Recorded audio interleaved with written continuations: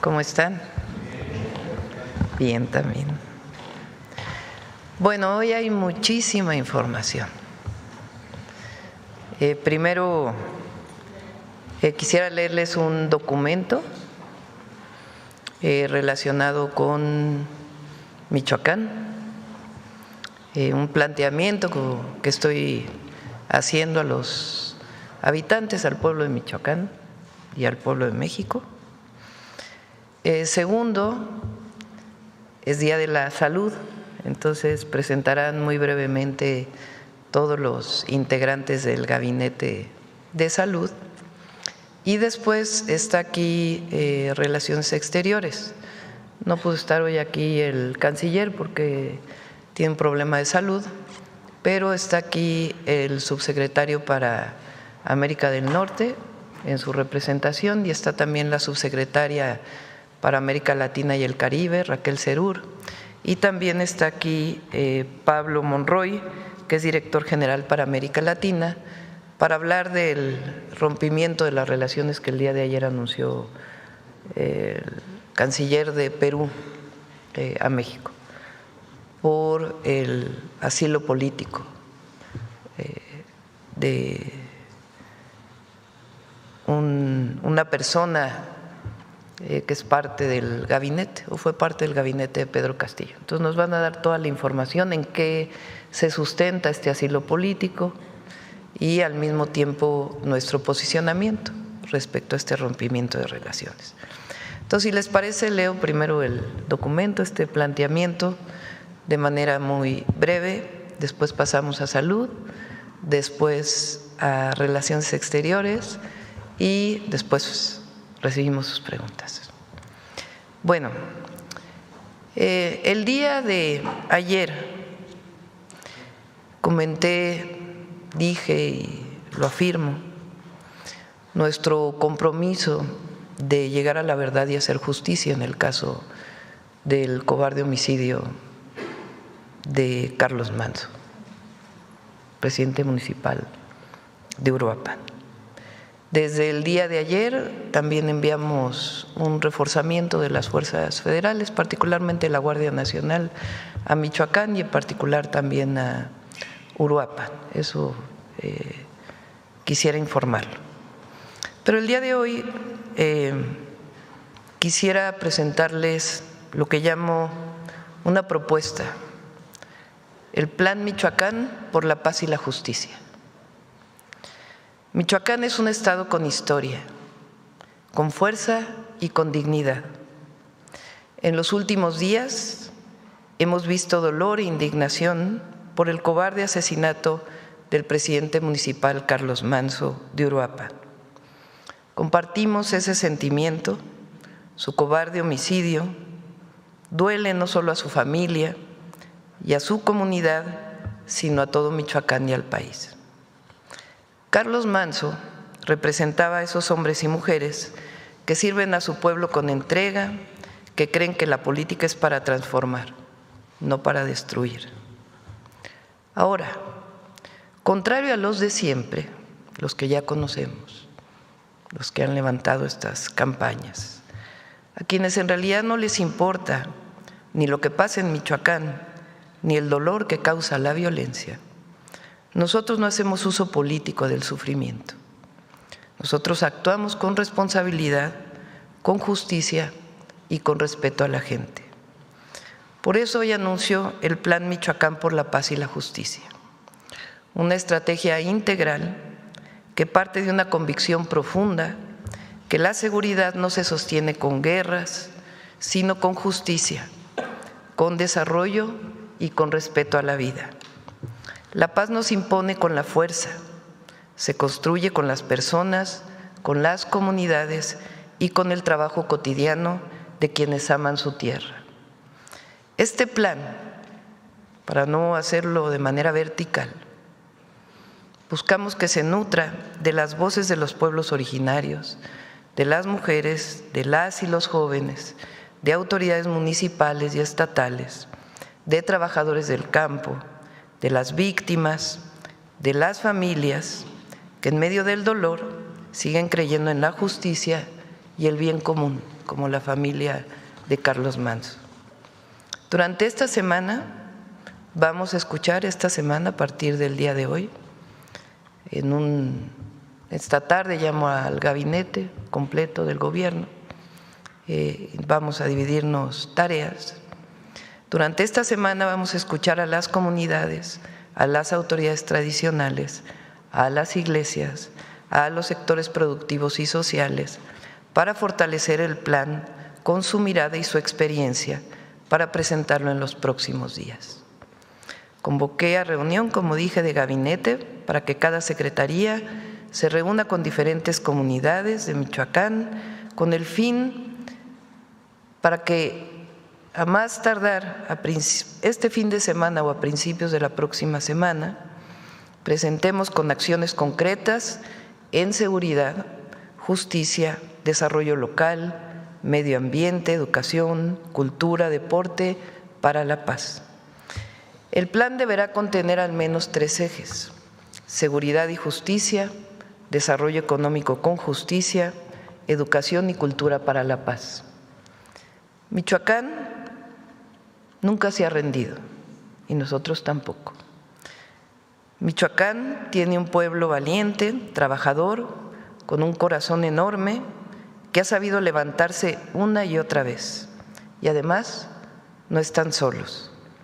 Vamos a recuperar la tranquilidad con justicia, a cuidar a nuestras comunidades y vamos a demostrar que la paz se puede construir desde abajo con dignidad y con esperanza. Paz con justicia para Michoacán y para todo México. Algunas ideas de este plan. En términos de seguridad y justicia, fortalecimiento de la presencia de fuerzas federales en Michoacán, no solamente con la Guardia Nacional, sino en unidades conjuntas: Guardia Nacional, Secretaría de Seguridad y Protección Ciudadana, Seguridad Estatal, Fiscalía Estatal, enfocada principalmente en homicidios y extorsión. Una propuesta al Congreso de Michoacán y a su fiscal para el fortalecimiento de la Fiscalía Estatal a partir de la constitución de una Fiscalía especializada de investigación e inteligencia en delitos de alto impacto. Una oficina de la Presidencia de la República en distintos municipios de Michoacán, particularmente Uruapan. Mesas de seguridad quincenales con el Gabinete de Seguridad. Sistema de alerta para los presidentes municipales. Fortalecimiento de la denuncia anónima a las víctimas de extorsión. En el caso de el segundo eje, que tiene que ver con desarrollo económico, garantía de seguridad social y salarios dignos a jornaleros agrícolas y trabajadores de la agricultura de exportación, inversión en infraestructura rural, convenio con el sector productivo para el desarrollo de más polos de bienestar.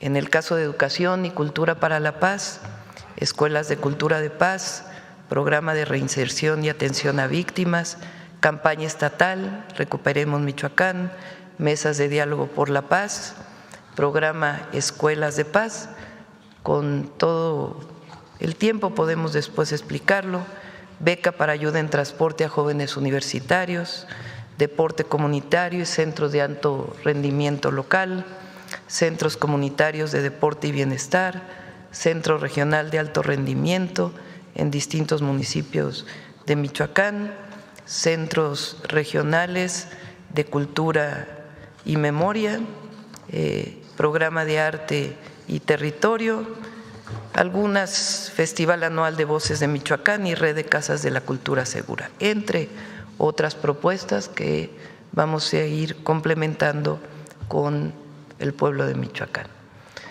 De tal forma que juntos, desde abajo, construyamos este plan Michoacán por la paz y la justicia.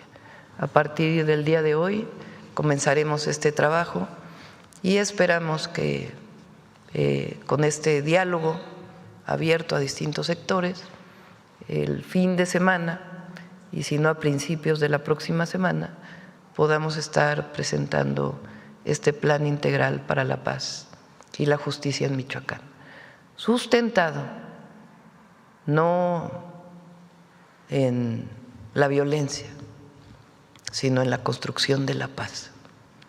Sí, con seguridad, con justicia, como lo dijimos ayer, pero con una serie de acciones que queremos construir con el pueblo de Michoacán.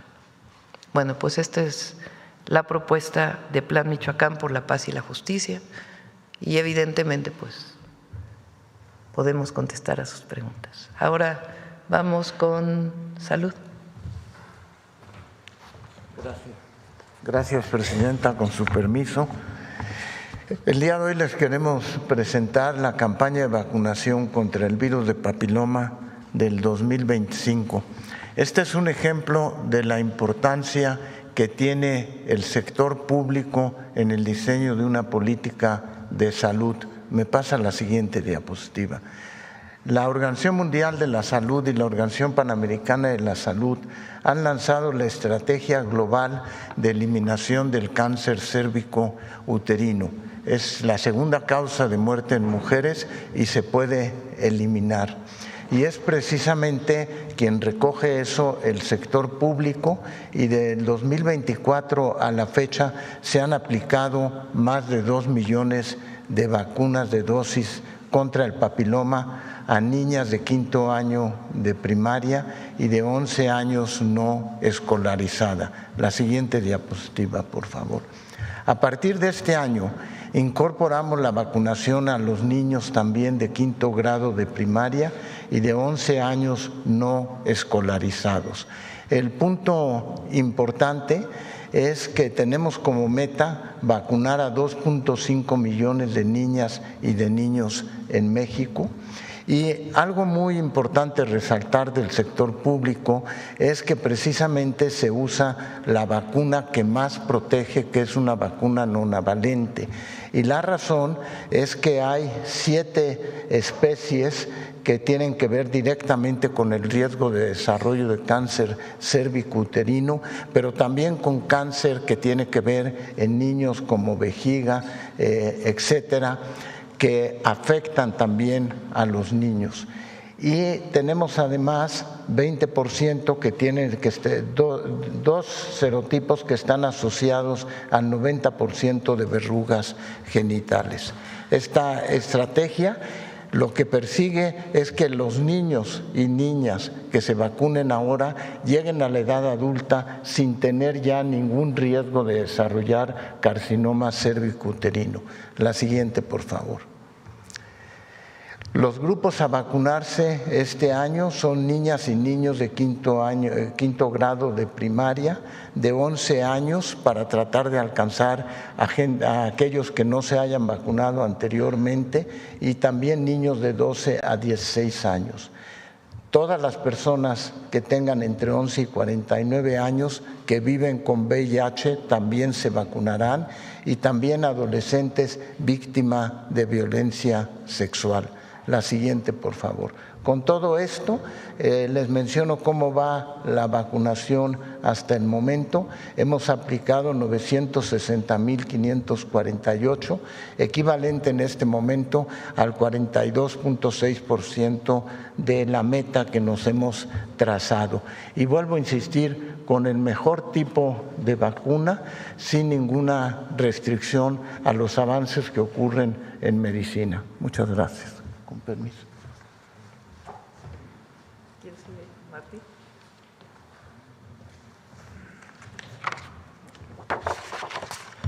Buenos días, Presidenta. Buenos días, amigos de los medios de comunicación. Queremos tocar en esta ocasión 4 temas rápidamente.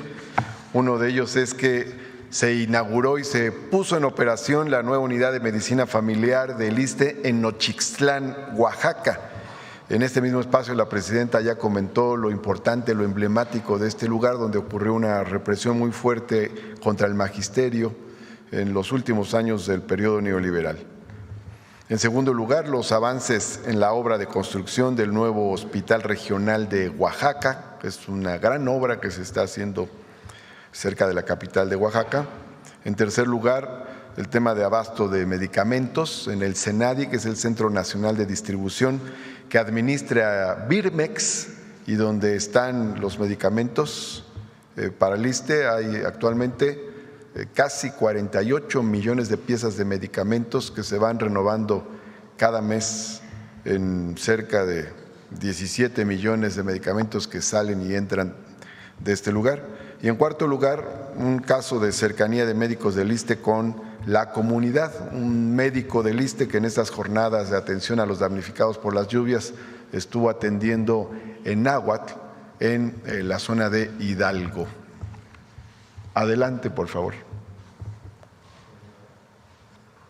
El ISSSTE puso en marcha la nueva unidad de medicina familiar Asunción Nochixtlán, que beneficiará a más de 5.800 derechohabientes de la región.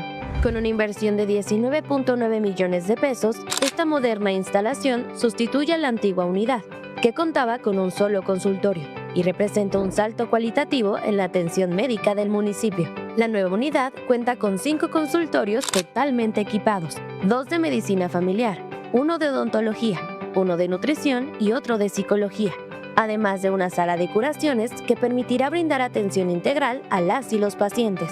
Construida sobre una superficie de 340 metros cuadrados, también dispone de farmacia, almacén, archivo clínico y una sala de espera. Con esta obra, el ISSSTE fortalece su infraestructura médica en Oaxaca y reafirma su compromiso de ofrecer servicios oportunos y contrato digno a la derechohabiencia.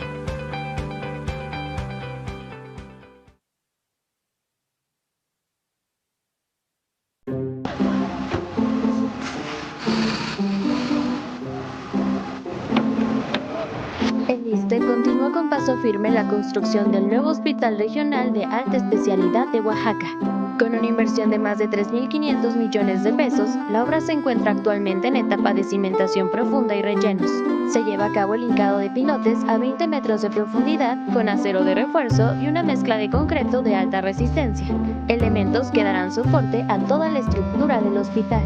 La unidad, cuya construcción inició el 8 de agosto, contará con 250 camas sensables, 44 consultorios y 36 especialidades, así como servicios de rayos X, ultrasonido, mastografía, tomografía, medicina nuclear y resonancia magnética.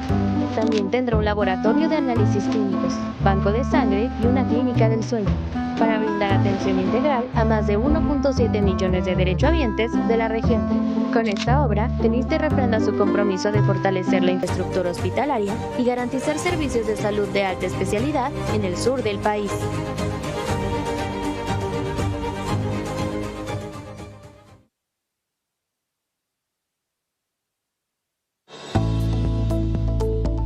El ISSSTE fortalece el abasto de medicamentos a través del Centro Nacional de Distribución, CENADI. Gracias al trabajo coordinado con la Secretaría de Salud y Birmex, el instituto cuenta actualmente con más de 47.168.000 piezas de medicamentos resguardados en este espacio logístico. Asimismo, se informa que se tiene un abasto superior al 97% de las claves en farmacias y almacenes. Este centro recibe diariamente medicamentos y material de curación que se distribuyen a cerca de 786 unidades médicas del ISSSTE en todo el país. Cada mes, el CENADI recibe en promedio más de 17 millones de piezas, lo que garantiza un flujo constante de insumos. Tiene disponibles 35.000 posiciones de almacenamiento, 38 cortinas para recibo y embarque y 6 en la antecámara para recibo de red fría. Con este avance, el instituto refrenda el compromiso de garantizar el acceso oportuno a tratamientos de calidad para sus derechohabientes.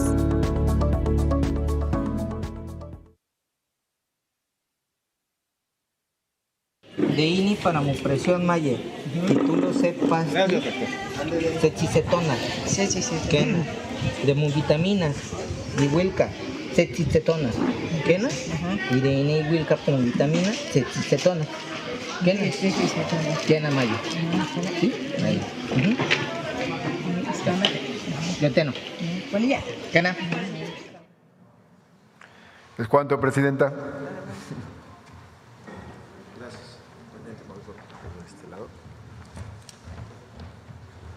Muchas gracias, muy buenos días. Con su permiso, Presidenta. Traemos un informe muy rápido y con él un llamado a los papás y a las mamás. de hijas, niñas y niñas que acuden a primarias públicas en todo nuestro país. Se nos dan la siguiente. Como saben, uno de los compromisos de la presidenta Claudia Sheinbaum, el número 30, es hacer de los espacios escolares, y en este caso de las primarias, espacios de promoción de la salud, y para eso fue la estrategia Vive Saludable, Vive Feliz. Se trata de más de 7,000 hombres y mujeres, enfermeras, promotores de salud, médicas y médicos que acuden todos los días a las primarias públicas de todo el país, más de 90,000, y hacen valoraciones a las niñas y a los niños. Se llevan ya más de 6 millones de niñas y niños valorados en la primera etapa, antes del periodo vacacional de verano, y ya en la segunda etapa, que empezó en septiembre, casi con 2 millones. Los primeros hallazgos, en la siguiente, de los 4 módulos, nos hablan de la necesidad de atender los temas de sobrepeso, obesidad, también baja talla y desnutrición, así como los temas de salud bucal, niñas y niños que tienen caries y agudeza visual. En ese sentido, el llamado que hacemos es en la siguiente, a que este programa no se quede solamente en una detección y nada más, sino que se permite que las niñas y los niños, en el expediente de salud escolar, se genera un informe para los papás. Llamémoslo como una boleta de calificaciones, pero sobre el estado de salud de cada niña y cada niño. Y en ese informe que se les entrega a las mamás, a los papás y a los tutores, se presenta la unidad a donde pueden acudir a su consulta de primer nivel, ya sea en el IMSS, en el ISSSTE o en el IMSS Bienestar. Llevamos hasta el momento 374,000 niñas y niños que ya acudieron a su consulta. Muchas de ellas ocurrieron en el periodo vacacional. Sin embargo, queremos hacer un llamado a que acudan y lleven a las niñas y a los niños. Aquí están los resultados dependiendo de cada institución. Y una cosa muy importante, porque en el caso de agudeza visual, cuando se identifica que una niña o un niño necesita lentes, la consulta deriva en la entrega de lentes, unos lentes que son gratuitos con diferentes alianzas que se han hecho y que ya empieza a dar resultados. La siguiente. Entonces, ese es el llamado. Este es como se ve el informe de resultados, y como pueden ver, ahí aparece a dónde pueden acudir en cada caso.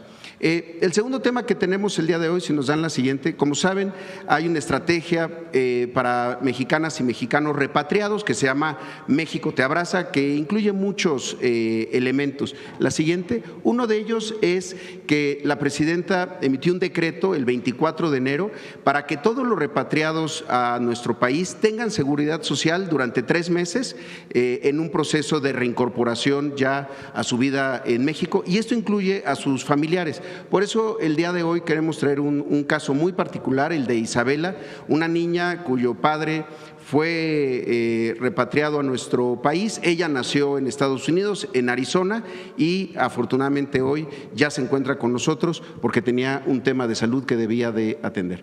Si podemos pasar el video, por favor. Yo me paso ya. Mi esposo fue deportado. Me quedé sola con mi niña en el hospital. Y decidí regresarnos a México. Es mi historia de que mi niña solo tiene un pulmón. Isabela es un caso muy interesante. Es una nena que nació en Estados Unidos con antecedentes de prematurez, nació a las 27 semanas de vida. Pese a que su mamá llevó control prenatal, no habían diagnosticado una hernia diafragmática y se dan cuenta que no existe pulmón, no hay el pulmón prácticamente sin desarrollarse, y entonces deciden cerrar, no hicieron el evento quirúrgico y la pasan a piso. Estuve en el hospital 4 meses, solo mi niña estaba entubada y el doctor ya no hizo nada para repararle esa hernia. Cuando mi esposo fue deportado, lo recibió la presidenta Claudia Sheinbaum, dándole de apoyo una tarjeta con dinero para él poder llegar a La Paz, Baja California Sur. Él llega a La Paz y asegura a la niña porque queríamos regresar aquí a México para que le hicieran lo que mi niña necesitaba. Al decirme que su papá está deportado, que su mamá está confinada a una habitación de hospital, porque si sale también puede correr el mismo destino. Lo primero que dije es, si tenemos la certeza de que tiene seguridad social, inmediatamente giré la instrucción de que se hicieran todos los trámites correspondientes. El Consulado de Estados Unidos me ayudó a regresar aquí con mi niña. A la semana que llegamos aquí, mi hija le reparan su hernia. A los 15 días le hacen su traqueotomía y hasta hoy todo ha salido bien. Ha tenido lo que ha necesitado mi niña. El camino que continúa para nuestra paciente puede ser largo y sinuoso, pero en conjunto con nosotros y de la mano de nosotros, este camino cada día pudiera ser mejor para ella. Me sentía sola, triste por todo lo que he pasado, pero gracias a Dios estoy aquí en un buen lugar y agradecida con los doctores que han ayudado a mi niña. Para eso estamos en el IMSS, para regresarle esperanza. El que en Estados Unidos no se le diera una oportunidad o no tuviera una mejora para su calidad de vida, no significa que nosotros, que nos caracterizamos en México por ser una raza fuerte, una raza de retos, podemos dejar atrás a nuestros hermanos que están en desgracia en otros países. Quiero agradecerle a la presidenta Claudia Sheinbaum por el apoyo que le brindó a mi esposo, agradecer al consulado mexicano en Estados Unidos que me ayudó a sacarle sus papeles que necesitaba mi niña, y agradecer al IMSS por todos los apoyos que nos han brindado y que siempre les voy a agradecer por todo lo que han hecho por nosotros.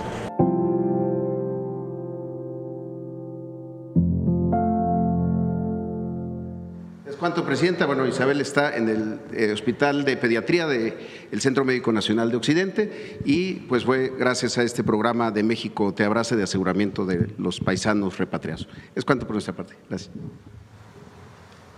Adelante, Alejandro. ¿Aquí quieres? Con su permiso, Presidenta, desde el IMSS Bienestar vamos a informar los avances de la estrategia de rutas de la salud y la puesta en marcha del Programa Nacional de Telemedicina del IMSS Bienestar. Siguiente, por favor. Bueno, como ya lo hemos expuesto, las rutas de la salud son una red logística nacional que asegura el abasto permanente a todas las unidades médicas del IMSS Bienestar. Cada mes, brigadas y vehículos recorren los 23 estados donde opera el IMSS Bienestar, llevando medicamentos a cada hospital y a cada unidad médica. Siguiente, por favor. Desde el 27 al 31 de octubre del pasado mes, por instrucción de nuestra presidenta, se llevó a cabo la tercera entrega de las rutas de la salud. Durante esta jornada se abastecieron por tercer mes consecutivo y de forma total 8.394 centros de salud. Se entregaron 10.307 kits de medicamentos y se distribuyeron más de 13 millones de piezas en todo el país. Estos resultados reflejan el proceso de consolidación de una operación logística nacional. Siguiente, por favor.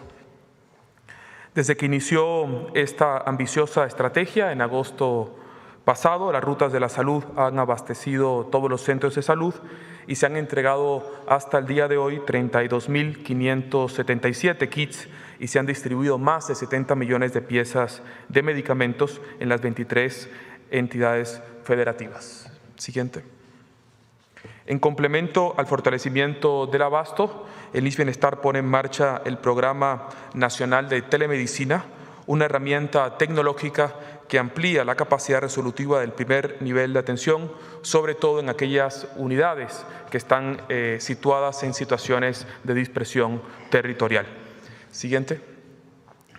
La telemedicina en el IMSS Bienestar tiene como objetivo, primero, fortalecer la atención médica en comunidades rurales mediante consultas especializadas a distancia. Es accesible, será adaptada a las necesidades de cada comunidad y, por supuesto, 100% gratuita. El modelo se basa en 3 ejes: conectividad clínica, la interoperatividad tecnológica y la formación continua de nuestro personal. Quisiera reconocer el liderazgo de nuestro secretario de Salud y de todo el equipo de la Secretaría y de nuestra Unidad de Atención a la Salud, que ha impulsado la llegada de esta tecnología de punta a nuestro país. Durante el 2025 prevemos alcanzar 25,000 teleconsultas efectivas con una inversión de 70 millones de pesos y la instalación de 450 unidades médicas con telemedicina en todo el país. Siguiente. El arranque se realizó este fin de semana, anterior por favor, se realizó este fin de semana en el corazón de la Selva Lacandona, en la comunidad de San Quintín, Chiapas, con una consulta pediátrica.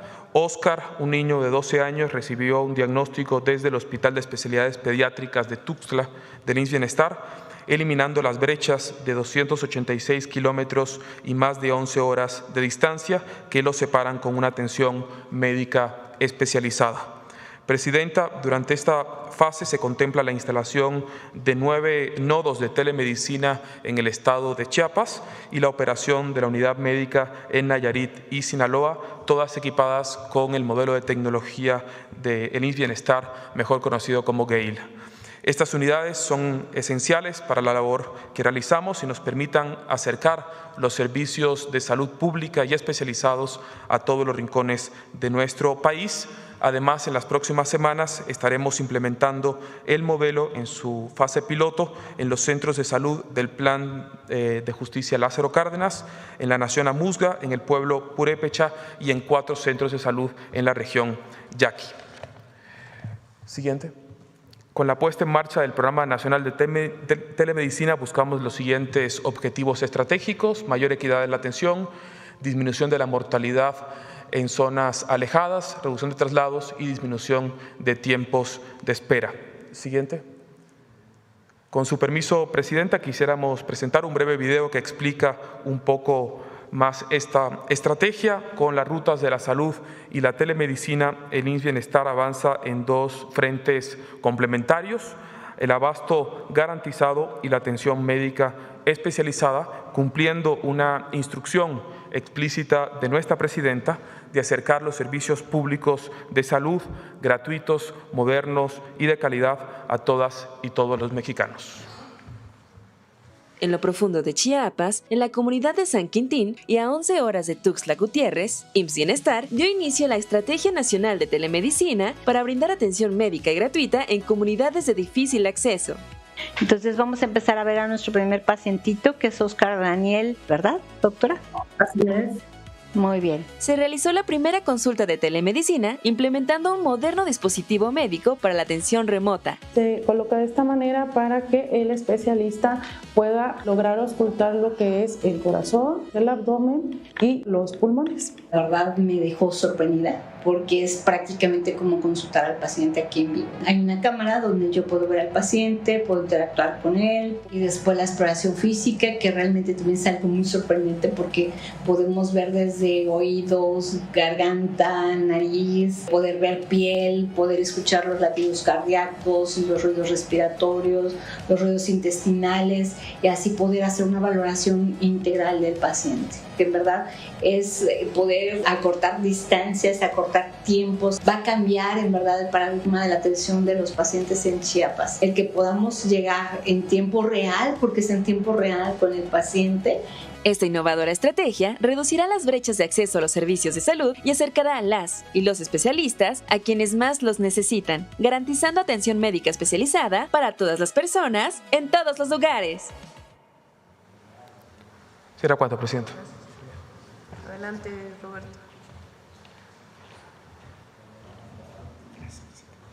Con su permiso, Presidenta, buenos días. Y como ya comentó en representación del Canciller de la Fuente, comentarles que como ayer se dio a conocer, la Secretaría de Relaciones Exteriores transmitió al Gobierno de Perú que el Gobierno de México otorgó asilo a la señora Betsy Chávez. Naturalmente, además, se entregó una nota con una solicitud para que se otorgue el salvoconducto para que se vaya del país. Esto en apego a una larga tradición de asilo diplomático, de asilo político que tiene México, arraigada en nuestra historia y en nuestros principios humanistas, y en apego estricto al derecho internacional. Y quisiera rápidamente abondar un poco en eso. Si vamos a la siguiente lámina. El artículo 4 de la Convención de Caracas sobre el asilo político dice claramente que corresponde al Estado asilante la calificación de la naturaleza del delito o de los motivos de la persecución. Es decir, el Estado que otorga el asilo es el que define si se trata de un caso de una persecución política. Si vamos a la siguiente lámina, por favor.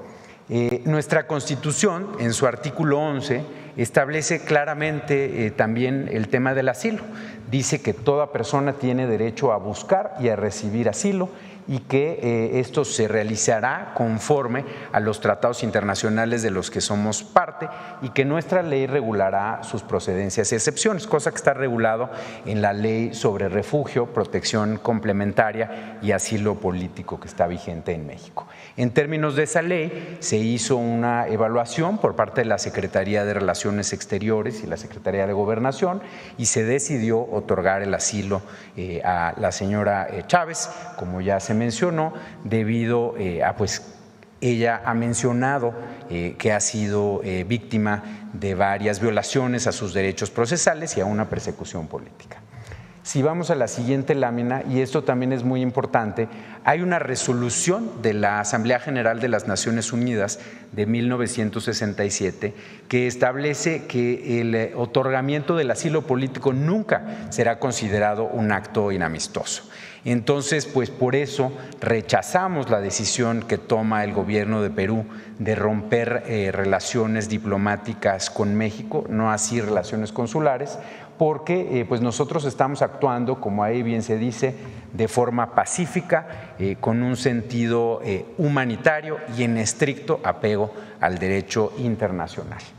Si vamos a la última lámina, solamente decirles que nosotros vamos a seguir con la instrucción de la Presidenta y del Canciller de la Fuente, defendiendo esta tradición humanista, actuando conforme al derecho internacional y que naturalmente, además, esto es una decisión del Gobierno de Perú que no compartimos, pero la amistad entre los pueblos de México y Perú continúa. Muchas gracias, Presidenta.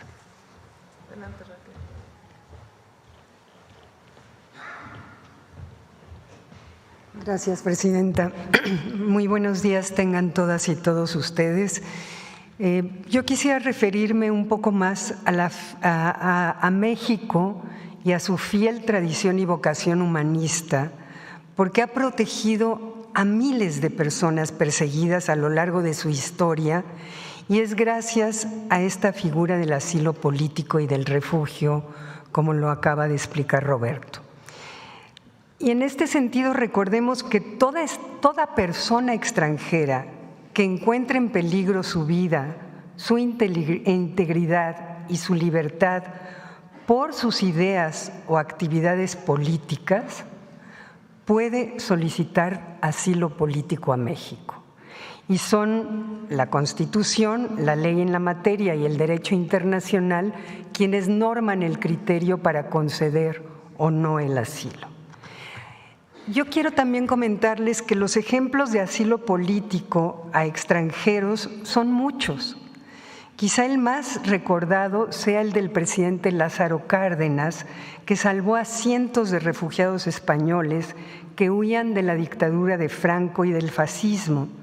Pero también están los casos de asilo durante las dictaduras de Chile, de Argentina, de Paraguay y de Brasil, o aquellos otros durante los conflictos de Centroamérica, y otros casos relevantes, por ejemplo, de José Martí, Trotsky, el Shah de Irán, Rigoberta Menchú, Evo Morales, son cientos y miles de personas que han solicitado a México y que México generosamente les ha otorgado el asilo. Permítanme nada más citar al presidente Cárdenas cuando el buque Sinaya, que fue enviado por México para traer a los refugiados españoles, arribó a nuestro país en 1939. Y él dijo textualmente, lo cito: no los recibimos como náufragos de la persecución dictatorial, sino como exponentes de la causa imperecedera de las libertades del hombre. Y tiempo después, este buque, que fue y vino varias veces para traer refugiados a México, fue hundido por los nazis. Para México, el asilo político y el refugio son figuras que, en primer lugar, y esto es muy importante, buscan proteger a personas, es decir, son figuras humanistas. Además de solicitar asilo político o refugio, es un derecho humano de cualquier persona y su otorgamiento es un derecho de México como Estado soberano, que debe ser respetado por otros países. Al ser derechos humanos, estas figuras se guían por principios universales como el principio pro persona, y las leyes deben ser interpretadas y aplicadas de forma que otorguen la protección más amplia a la persona y el de presunción de inocencia.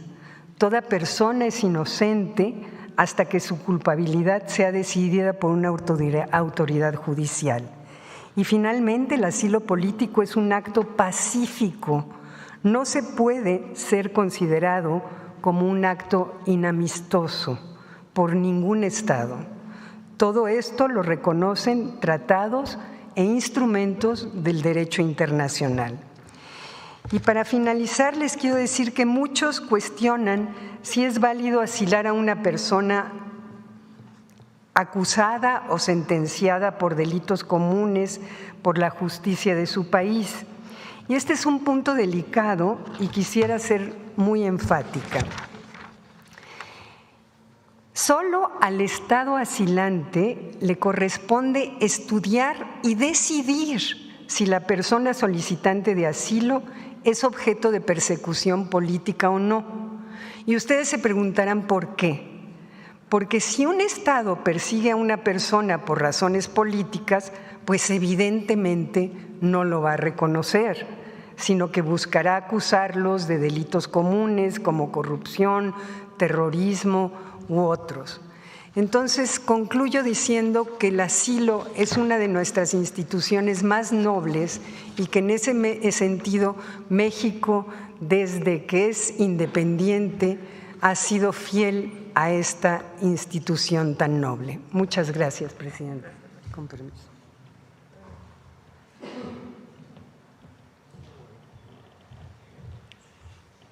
Gracias, Presidente, con su permiso.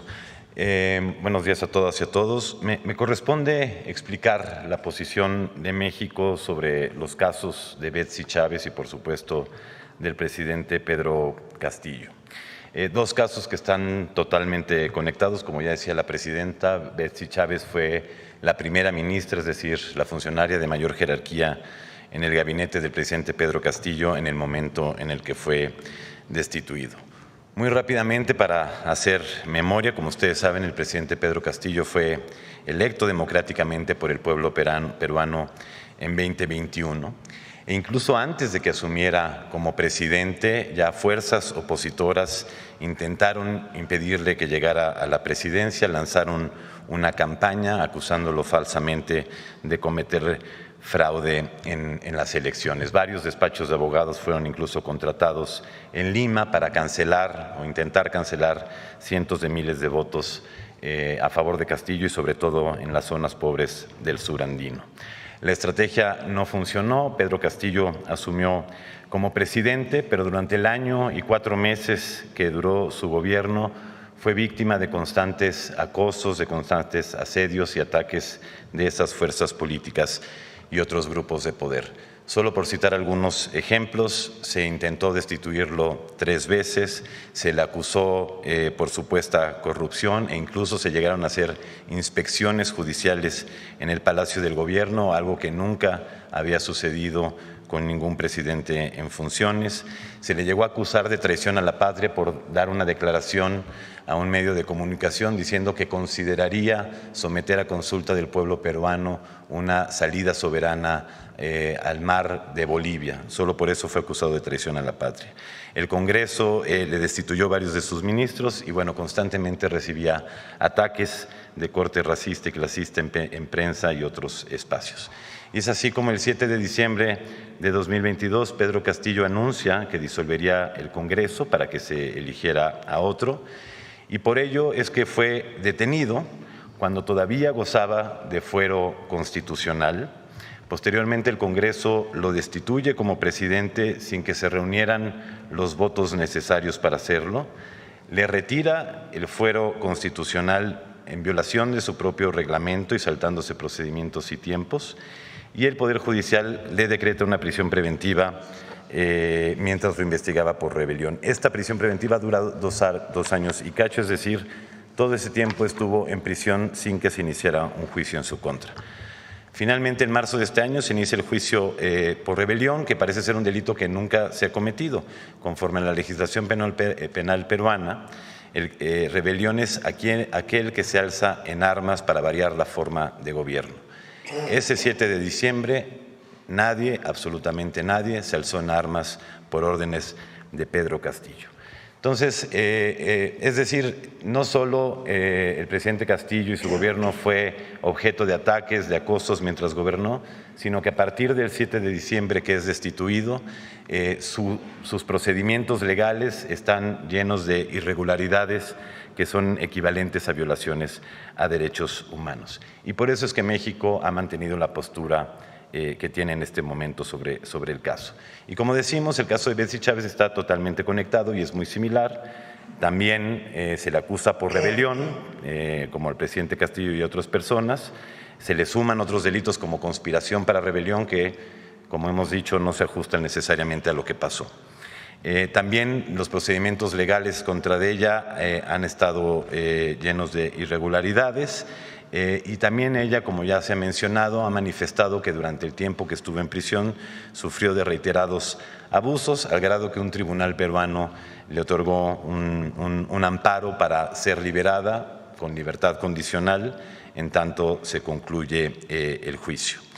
Es así que, como ya se mencionaba, solicita asilo diplomático a México. México estudia su solicitud, por supuesto estudia toda la información que ha recabado y encuentra que existen elementos suficientes para otorgar el asilo, actuando en estricto apego al derecho internacional y nacional que se ha mencionado. Y aquí vale la pena decir que además el delito de rebelión en muchas legislaciones de muchos países es precisamente considerado un delito político, es decir, ni siquiera es un delito común, por lo cual no se podría alegar que el asilo no procede. Y finalmente, Presidenta, solo también dejar muy en claro que México no interviene y no ha intervenido en asuntos internos del Perú y tampoco ha actuado en reciprocidad contra medidas extremas y desproporcionadas que se han tomado desde el gobierno peruano. No hemos intervenido indebidamente en los asuntos internos porque la posición de México y ninguna de las acciones o declaraciones obliga al Perú, es decir, tiene una fuerza coercitiva para obligar al Perú a modificar sus decisiones. La de México es una posición de principio y es congruente con su sólida historia de política exterior y de asilo y refugio, como se ha mencionado. Y, como sabemos, ante las medidas adoptadas por Perú, México no ha respondido de la misma forma. México no declaró persona non grata al embajador en Perú en 2022, como sí lo hiciera Perú con el embajador mexicano en ese tiempo. México no ha declarado persona non grata a ninguna presidenta o presidente peruano y México mantuvo sus relaciones diplomáticas y consulares con el Perú, y esto por el profundo amor y respeto que le tenemos al pueblo peruano. Gracias, Presidente. Pablo, ¿dónde estabas tú? Bueno, yo era embajador ante Perú durante ese tiempo, en diciembre de 2022, y tuvimos el tremendo privilegio bajo las órdenes del presidente López Obrador de poder darle asilo político a su esposa e hijos que también eran perseguidos. Gracias, presidenta.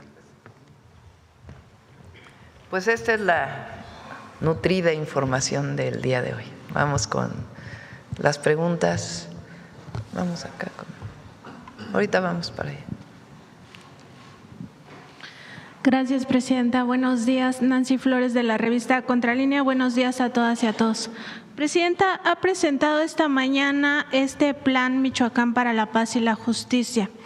Y ahora que se intenta aprovechar justamente la coyuntura del lamentable asesinato del alcalde de Uruapan, justamente para llamar a la intervención de Estados Unidos en nuestro país por parte de la derecha, pues preguntarle sobre esta falta de calidad moral, no solo de la derecha, pues que ahora su nuevo lema es patria, familia, libertad, cuando en realidad se comportan de una forma entreguista, vendepatrias y sobre todo no respetan la libre autodeterminación de los pueblos, evidentemente traicionan estos principios. Preguntarle también sobre la importancia de esta libre autodeterminación del pueblo de México para resolver sus problemas, porque pues Estados Unidos tampoco tiene la mejor sociedad, ni por supuesto está exento de estos asesinatos de carácter político. Baste recordar justamente que fue en Estados Unidos donde la presidenta de la Cámara de Representantes de Minnesota, Melissa Hortman, y su esposo fueron asesinados en Minneapolis en junio pasado. Además, en septiembre fue ultimado allá en Estados Unidos Charlie Kirk, y también el propio presidente Donald Trump en julio de 2024 sufrió un atentado cuando una bala le rozó una de sus orejas.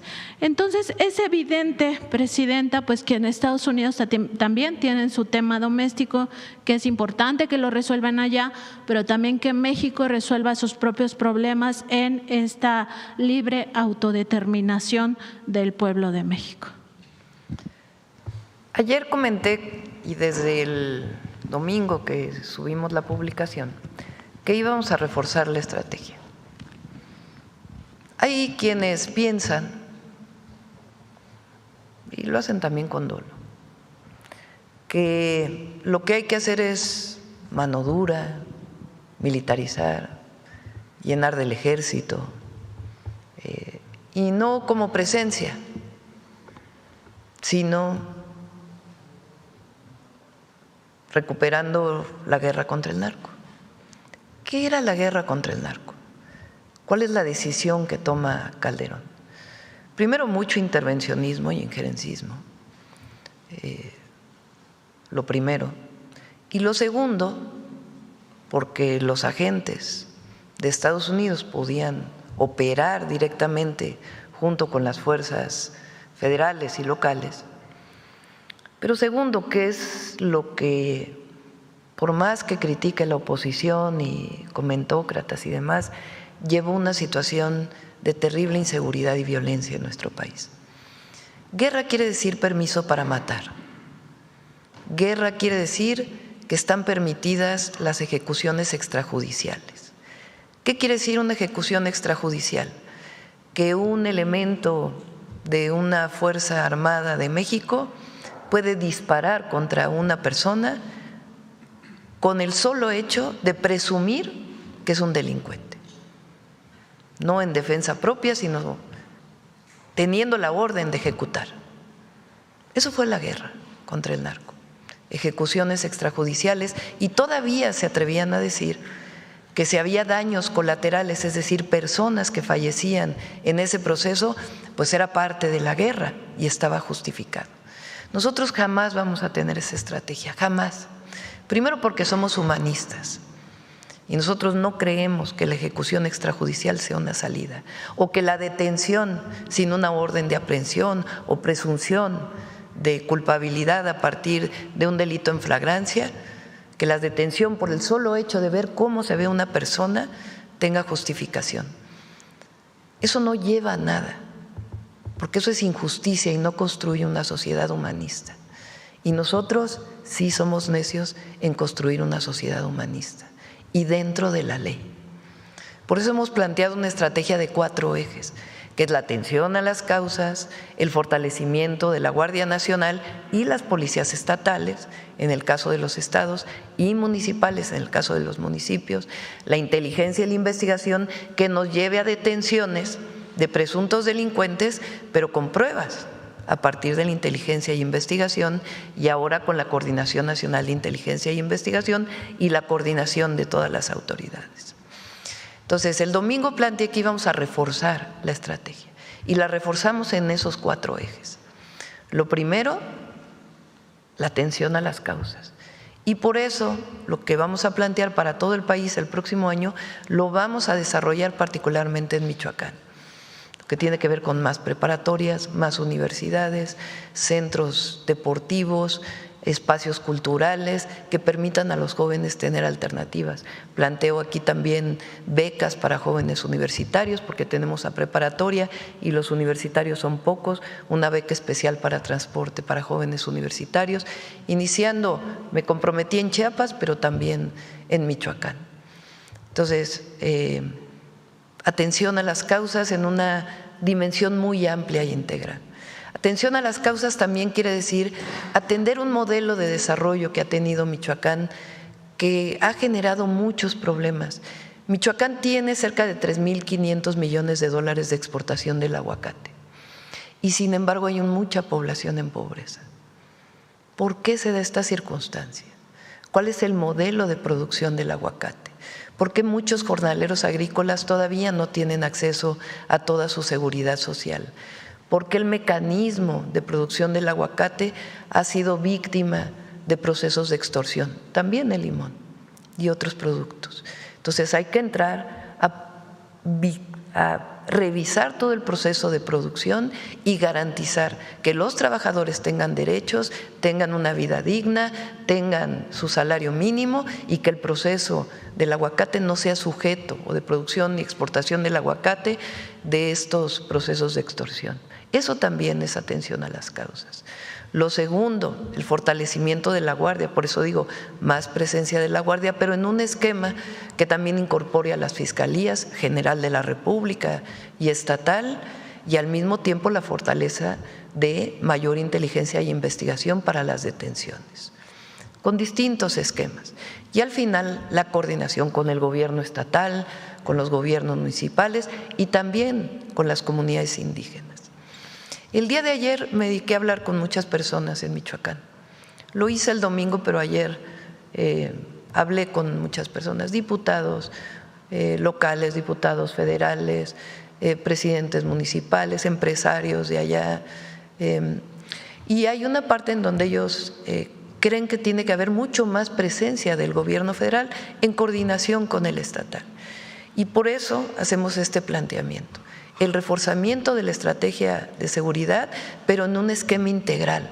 No es llenar solamente de soldados, de Guardia Nacional, el Estado, y menos, aunque con presencia es importante, menos con permiso para matar. Eso no. La guerra contra el narco, no. Eso no puede regresar a nuestro país.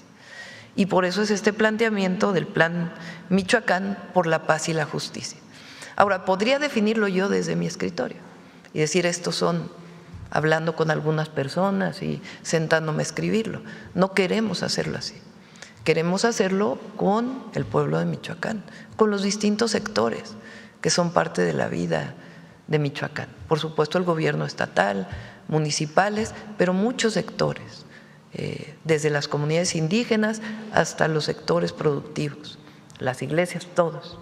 Que muy pronto construyamos una serie de acciones indispensables para tener lo que llamamos el fortalecimiento de la estrategia en Michoacán. Lo otro no lleva a nada, ya lo probó México, del 2006 al 2012, del 2012 al 2018. Entonces, por eso es el planteamiento que estamos haciendo. Ahora, ¿qué otra cosa plantean? Porque lo han ido a decir a Estados Unidos muchos de los miembros del PRIAN y de otros partidos también. Que venga Estados Unidos a resolvernos la situación. Eso no resuelve nada, tampoco. Primero, sería violatorio de nuestra soberanía y nuestra independencia. Y segundo, podemos colaborar, podemos coordinarnos, pero no se trata de que venga Estados Unidos a decir o a intervenir o a tener a sus agentes, porque tampoco funcionó.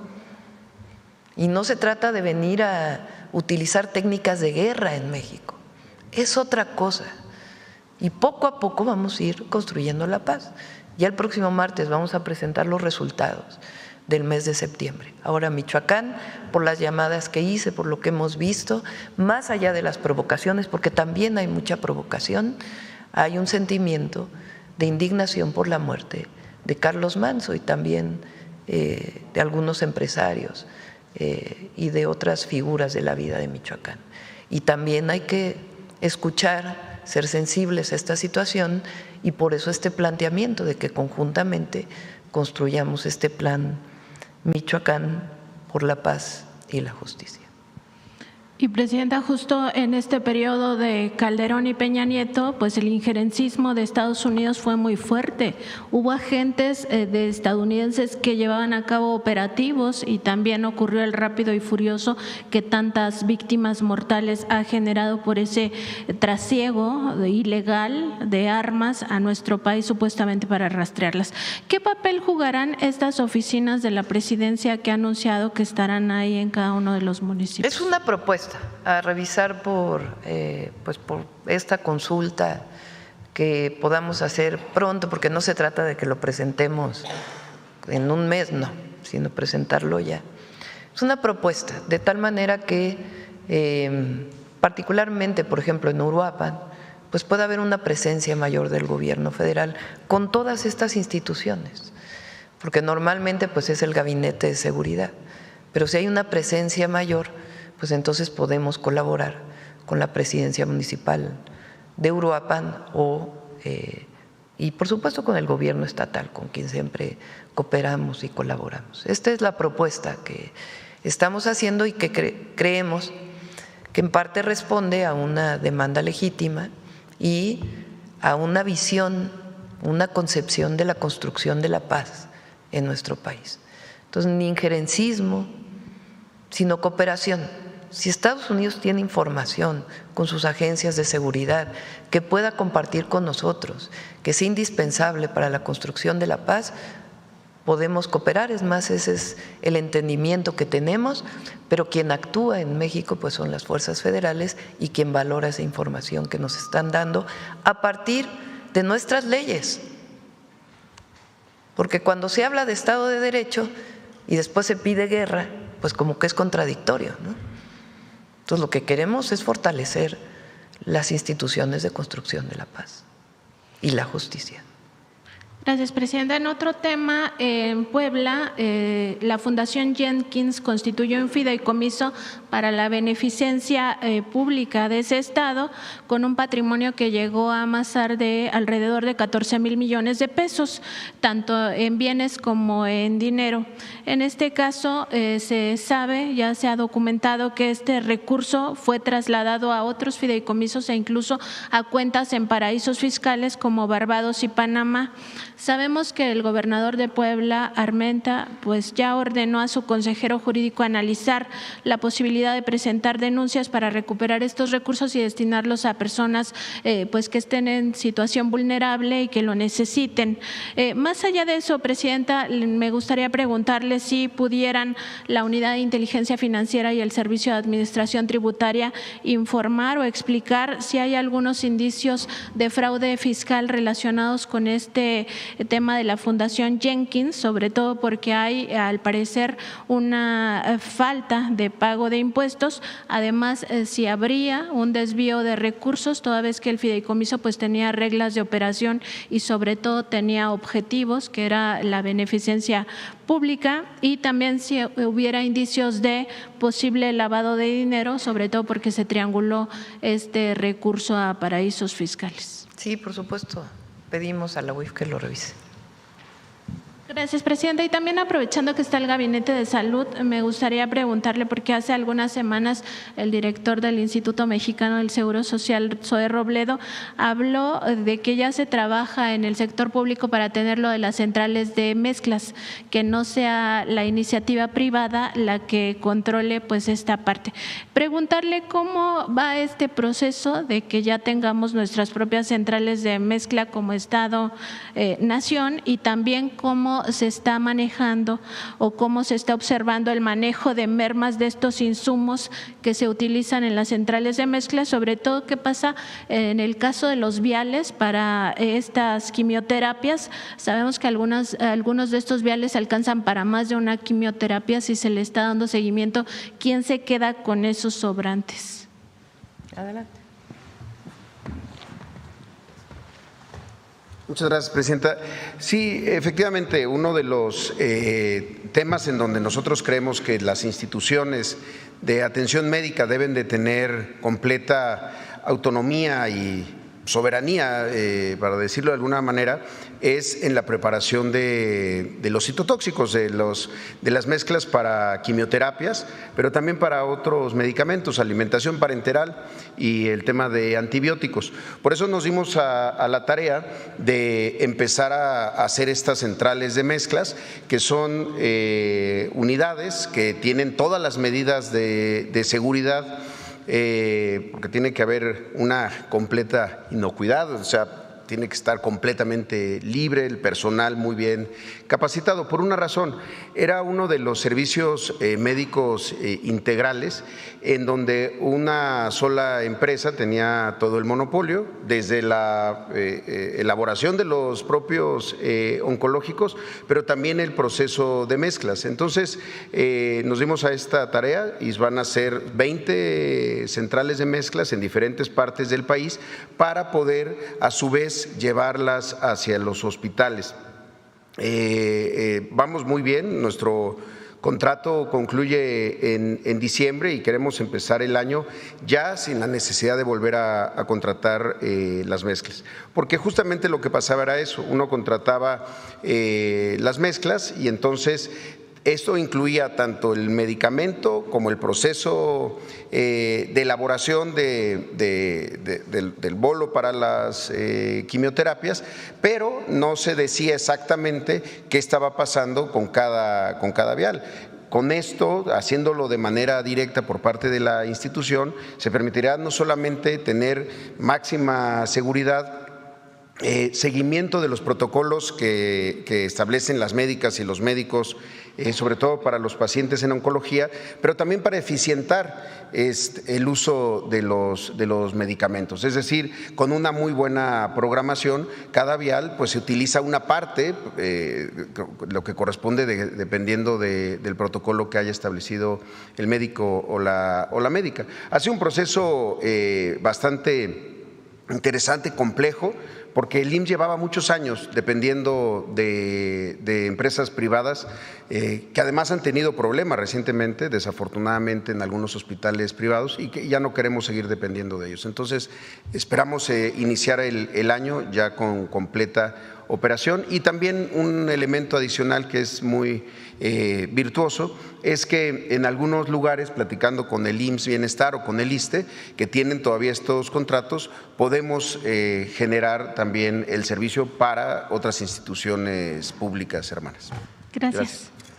Y, Presidenta, también en el tema de salud, preguntar cómo va este proceso de integración de los sistemas de salud al IMSS Bienestar, sobre todo porque sabemos que hay algunos casos donde no está completo, que todavía hay como pues como un control mixto, tanto del Estado en algunos hospitales como del propio IMSS Bienestar, saber cuántos de estos estados pues aún se encuentran en esta situación de operación mixta y si tienen algún estimado de cuándo ya será que el IMSS Bienestar va a hacerse cargo de todos los hospitales. Bueno, son 23 estados que tienen IMSS Bienestar y este año, al momento de la inauguración del Hospital Lorán de Mérida, se incorporará Yucatán. ¿Puedes explicar tal vez, Alejandro, cómo es que operamos? Realmente es una operación ya del IMSS Bienestar. Todavía hay médicos y enfermeras que son pagados a nivel estatal y eso ya va a tener, tiene su cambio el próximo año a partir de una modificación del presupuesto de egresos. Pero en la operación es el IMSS Bienestar. ¿Quieres platicar los regionales y todo? Sí, como señala nuestra presidenta, desde el 2022, en agosto de 2022, se firmaron los acuerdos que da inicio a esta nueva institución. Durante el 2023 se empezaron a unir los estados. A partir de febrero del 2024 somos 23 estados dentro del sistema del IMSS Bienestar, una estructura que busca superar la fragmentación que vivíamos en nuestro país en materia sanitaria. Como señala la presidenta, el éxito del modelo del IMSS Bienestar es la presencia territorial.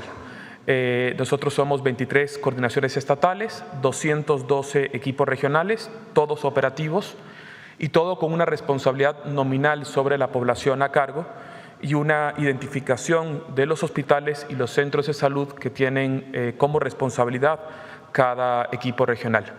Cada equipo regional tiene una meta de productividad. Este año estamos trabajando para poder tener 50 millones de consultas en los 23 estados, 5 millones de consultas de especialidad y 1 millón de cirugías. Estos resultados no pudieran ser posibles si el IMSS Bienestar no controla, como lo hace, la operación total de los procesos sanitarios, de servicios de salud. Las funciones de rectoría y de promoción de la salud quedan con nuestros compañeros de las secretarías de salud estatales, con los cuales, por supuesto, trabajamos de forma muy cohesionada también. Gracias. Gracias, presidenta. Gracias. Vamos a ver. ¿Qué más por acá? Vamos a ver qué más. No sé a quién. A ver, la compañera. No, tú ya habías participado, ¿no? A ver, la compañera de atrás. Sí.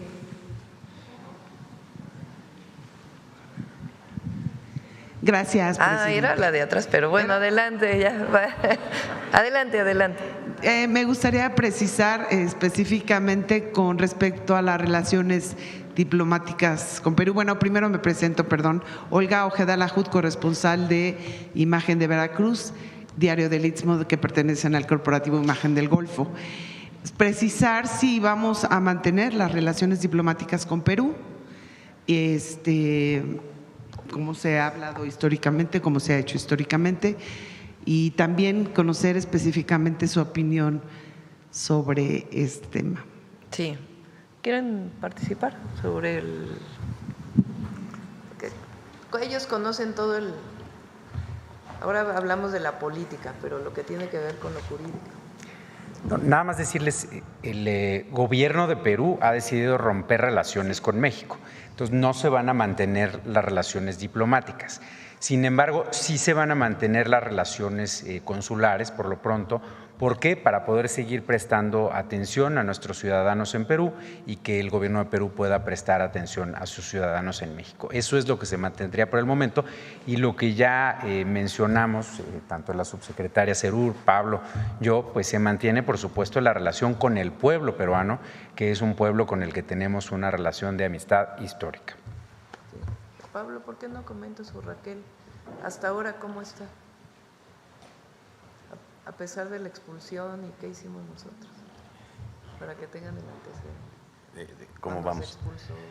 Expulsaron a ti, ¿qué hizo el presidente López Obrador? Así es. Bueno, pues como relatábamos en esos turbulentos días de 2022, de diciembre de 2022, cuando México, de nuevo, con una posición de principio, pues se pronunció sobre la destitución desde nuestro punto de vista, desde nuestra perspectiva ilegal del presidente Castillo.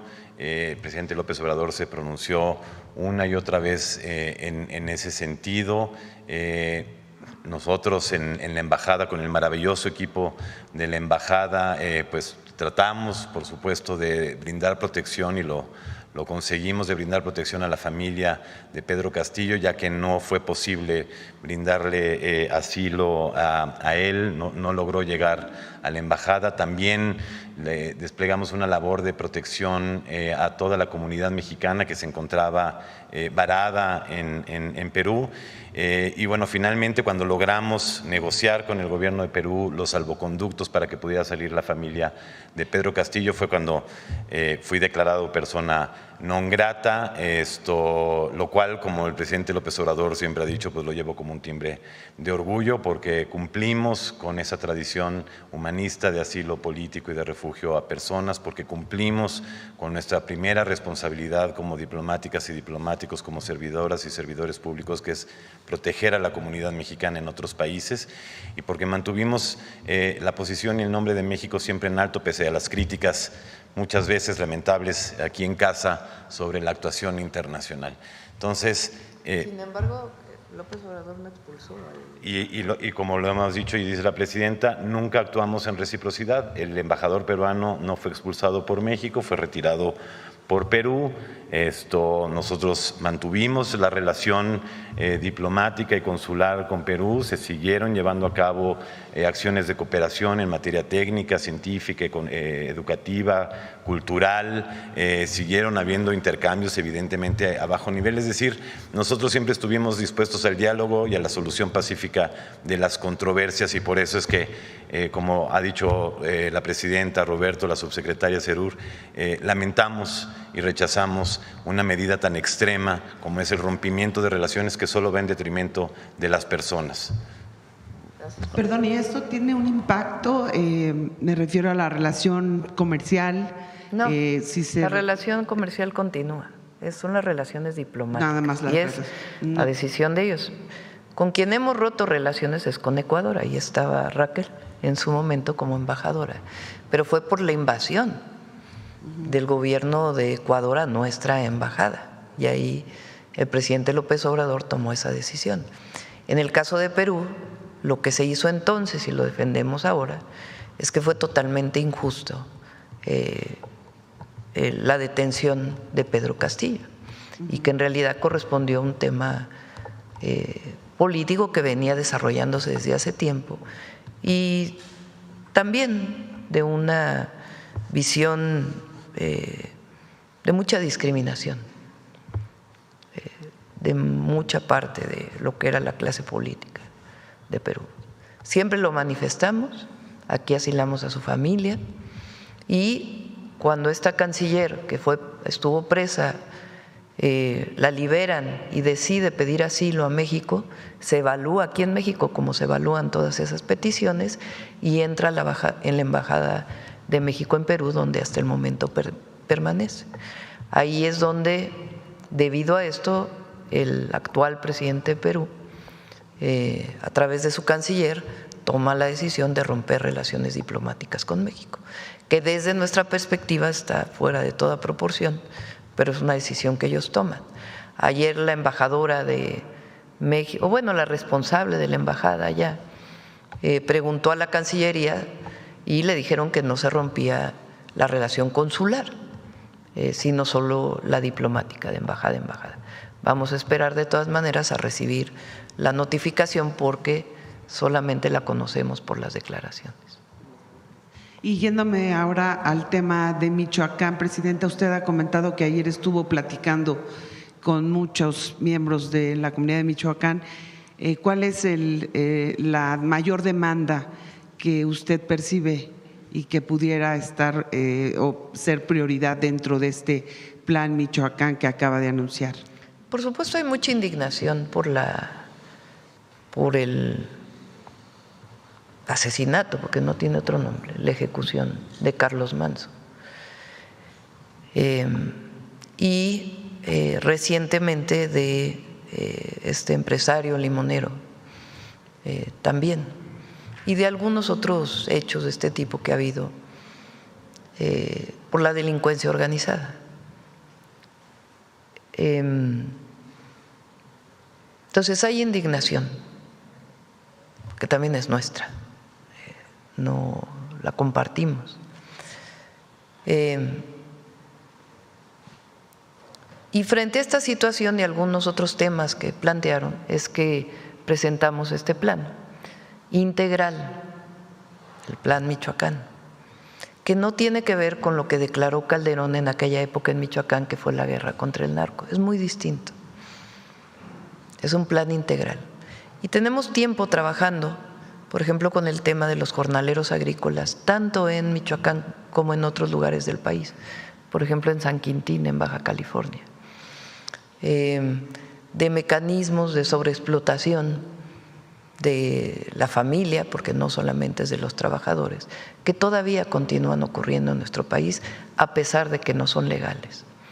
Entonces, hemos trabajado con SOE, con el secretario del Trabajo, en fin, para este plan para los jornaleros agrícolas y particularmente para el aguacate. Y es algo que hemos venido escuchando también de una necesidad.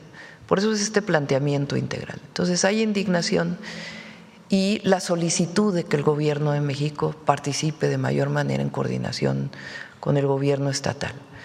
Hemos dado ayer pues la explicación del apoyo que tuvo el presidente municipal de Uruapan, tanto en términos de su estrategia de seguridad que seguía en el municipio, dentro del marco de la legalidad, como en su propia vigilancia. Utilizaron este momento para esta vil ejecución y, por supuesto, que genera pues esta indignación en la sociedad michoacana y de nuestro país. Y por eso este planteamiento integral, que es parte de un marco de fortalecimiento que mencioné de la estrategia de seguridad. Muchas gracias. Y ya como último, si me permite, quisiera aprovechar el micrófono porque tenemos este tema de, usted ya lo hemos platicado, de los derrames en los ríos de Veracruz, en el sur de Veracruz, que usted sabe es una zona petrolera clave, importante para el país. Y bueno, recientemente tuvimos todos estos derrames, afectaron a más de 200 pescadores.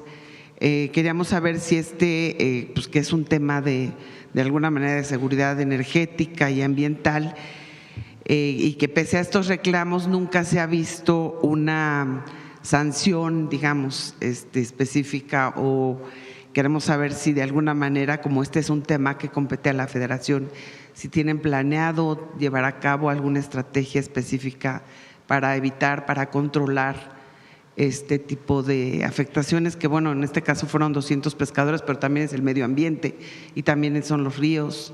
Dices de la reciente fuga que hubo en el norte debido a las lluvias. Sí. De los varios ríos que resultaron afectados por las lluvias. Sí. Pero bueno, por los derrames que se dieron después. Sí, se dio justamente por el fenómeno meteorológico. De todas maneras, están haciendo una revisión que se llama de causa raíz de por qué se dio esta fuga. Y pues generando las condiciones para que aún a pesar de que haya estas lluvias, pues no haya o no se generen estas fugas de petróleo, de combustible. Entonces sí está trabajando Pemex y con gusto lo invitamos para que informe. Muchas gracias. Sí. Ahora sí la compañera atrás porque…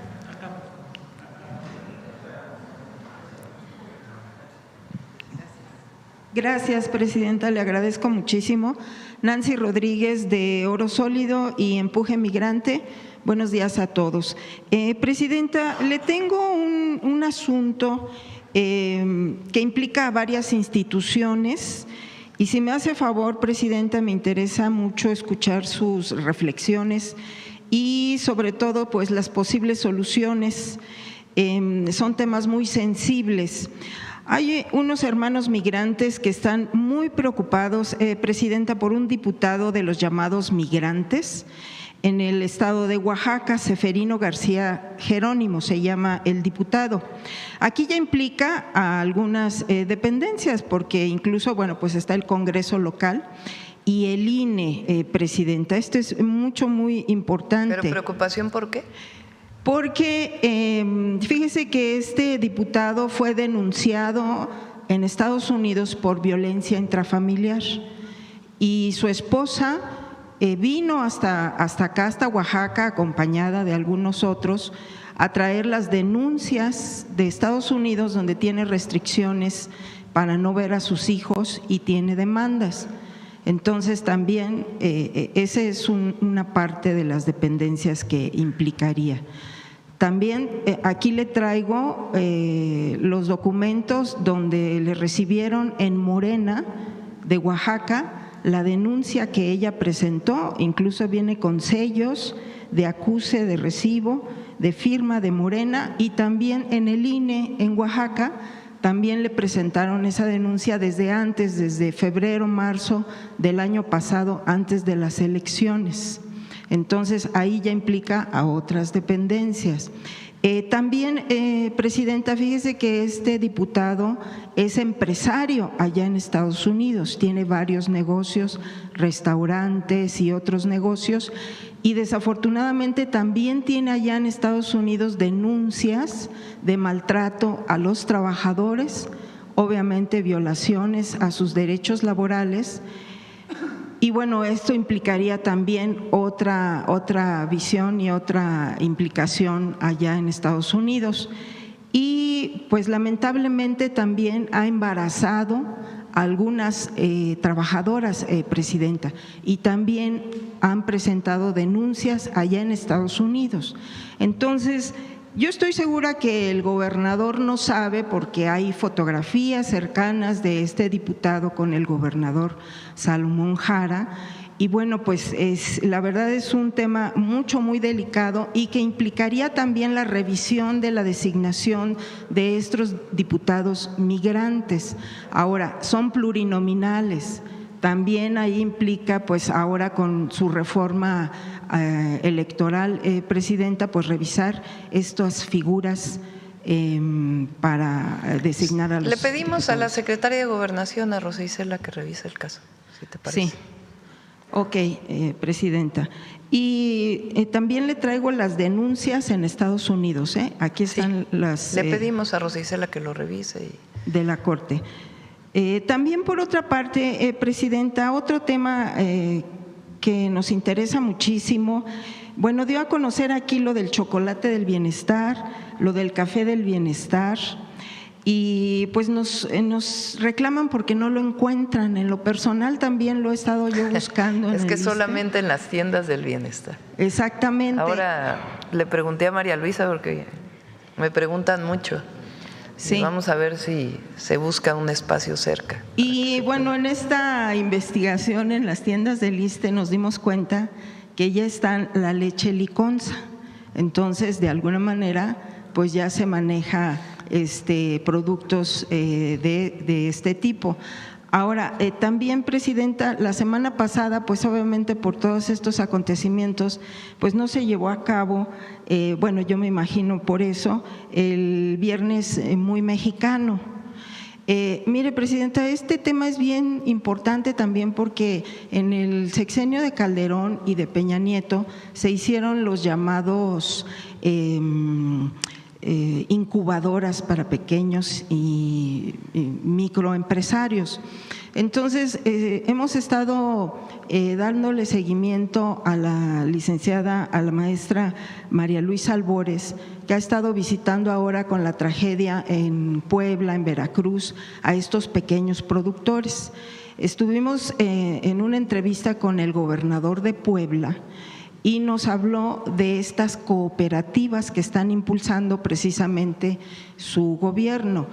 Cuando estuvo Calderón y Peña Nieto en estas incubadoras, pues obviamente el dinero se destinaba pues a sus amigos, a sus cuates, y tenemos la experiencia personal que ya se tenían algunas incubadoras para unos productores y no les dieron los recursos, se tuvieron que ir sin recursos, sino de forma personal, porque pues ya se tenía el compromiso con estos campesinos. Entonces, nos decía el gobernador que ya se están impulsando estos pequeños productores y que podría ser el semillero para crear estos apoyos como tipo las incubadoras para pequeños y medianos empresarios. Ahora, otra cosa también muy importante, Presidenta, es que ahí en Puebla están haciendo el valor agregado a los productos, los están manufacturando ahí, entonces esto también genera pues fuentes de empleo para los diseñadores de los empaques, cosa que le critican mucho a México porque no tienen empaques atractivos en las ferias internacionales. Entonces sí me gustaría si usted podría darle más seguimiento a esto y que pudiera darnos información, porque como es su filosofía de la cuarta transformación, de abajo para arriba, y yo creo que se pueden detonar estos pequeños y medianos empresarios a nivel local. Sí, le damos seguimiento. Ya lo presentamos. Sí, para no. Gracias, presidente. Vamos, a ver quién de salud. A ver, de salud. Gracias, presidenta. Graciela Bravata, de Ahora Noticias. Mi pregunta sería para el secretario de Salud, si me lo permite, que nos pudiera explicar más, ahora sí que precisar más los detalles sobre la vacuna de papiloma, porque mucha gente desconoce. Si bien es cierto que es un trabajo que han llevado a cabo en las comunidades, todavía hay un desconocimiento y peor aún, un detalle, no me pida de dónde, pero las están vendiendo esas vacunas hasta en 800 pesos. Entonces sí me gustaría, si me lo permite, presidenta, que si nos pudiera precisar más el detalle, cuándo se deben de aplicar, quiénes se las debe de aplicar, porque hay mucha ignorancia todavía para los que no sabemos bien a detalle esto de, muchos se espantan, ¿no?, de por qué esta vacuna cuando es necesaria. Sí, primero comentar que es una vacuna completamente segura, no produce ninguna reacción. Segundo, está enfocada fundamentalmente a las niñas que están en 5º año de primaria, precisamente tratando de que la reciban antes de que vayan a tener exposición a relaciones sexuales. Ese punto es muy significativo. Igual los niños, o sea, para los dos. Entonces, es la edad precisa para la vacuna, no tiene ningún riesgo el aplicársela. Esta estrategia incluso va también para el sector privado, o sea, a la vez que adoptamos la estrategia de eliminar el carcinoma cervicuterino de acuerdo con la Organización Mundial de la Salud, este reglamento o esta directriz aplica tanto al sector público como al sector privado.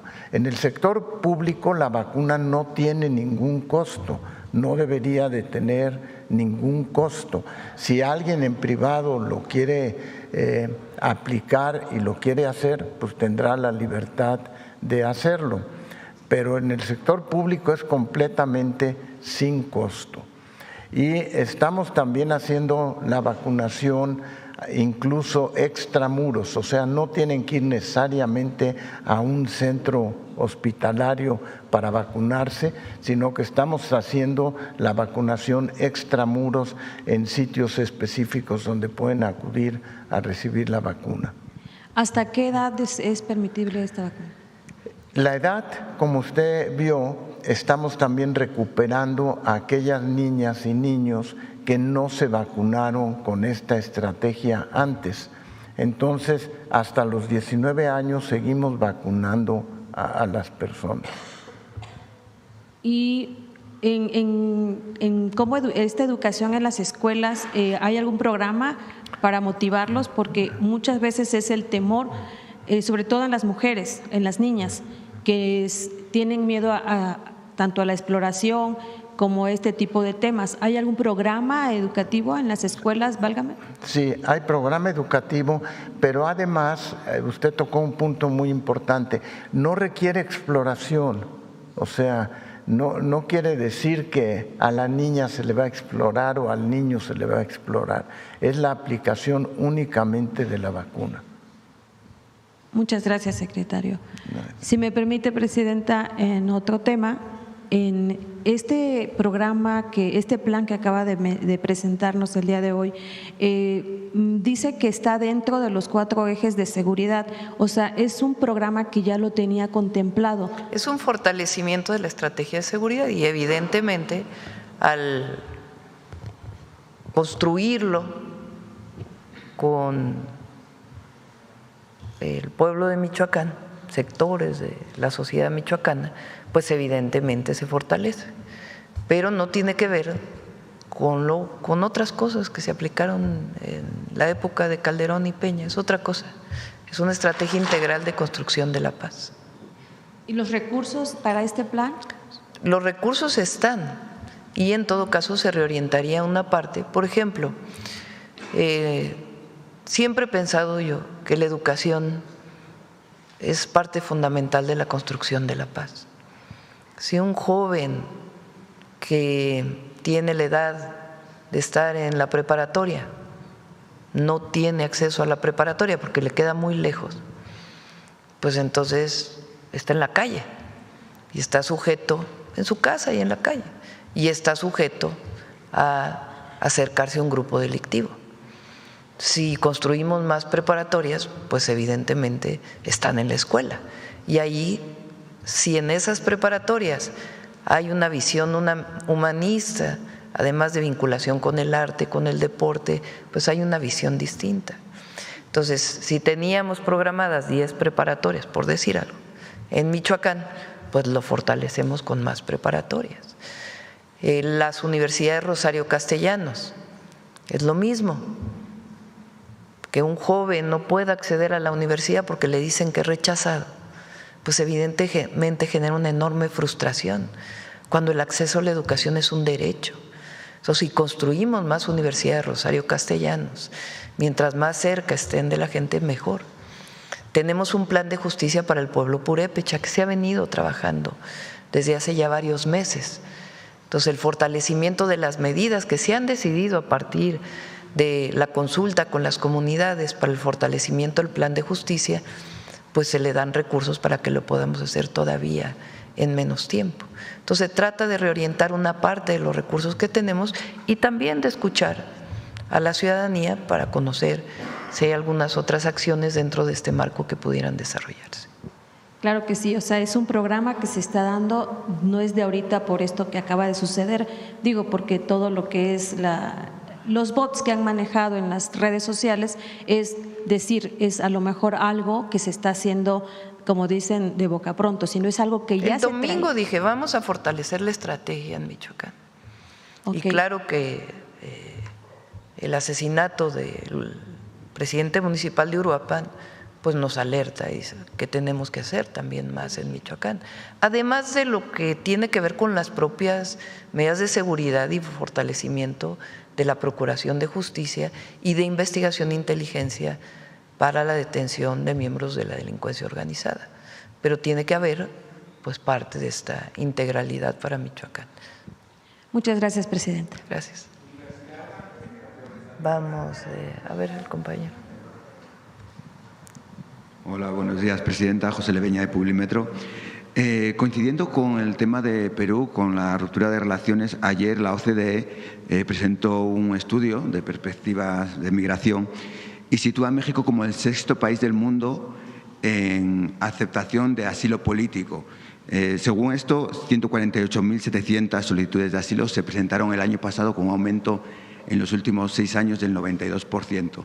Me gustaría saber en cuánto tiempo se resolvió esta solicitud de asilo, concretamente de la ministra, y qué porcentaje en lo general se aceptan de estas solicitudes de asilo en México. ¿Quieren contestar?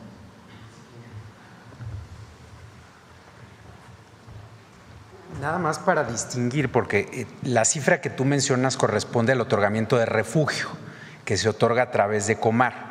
Son personas que llegan a nuestro país y hacen un trámite para solicitar refugio. El asilo político tiene un trámite distinto y tiene consideraciones distintas. En este caso se hace por una persona que llega a nuestra embajada en Perú, y Pablo puede, si quiere, mencionar los tiempos, presidente.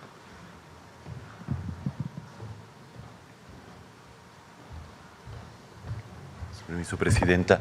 Este caso, bueno, desde que fue presentada la solicitud hasta que fue resuelto el día de ayer, transcurrió una semana en la cual fue analizada la solicitud y toda la información presentada por la solicitante, por la ex primera ministra Betsy Chávez. Gracias.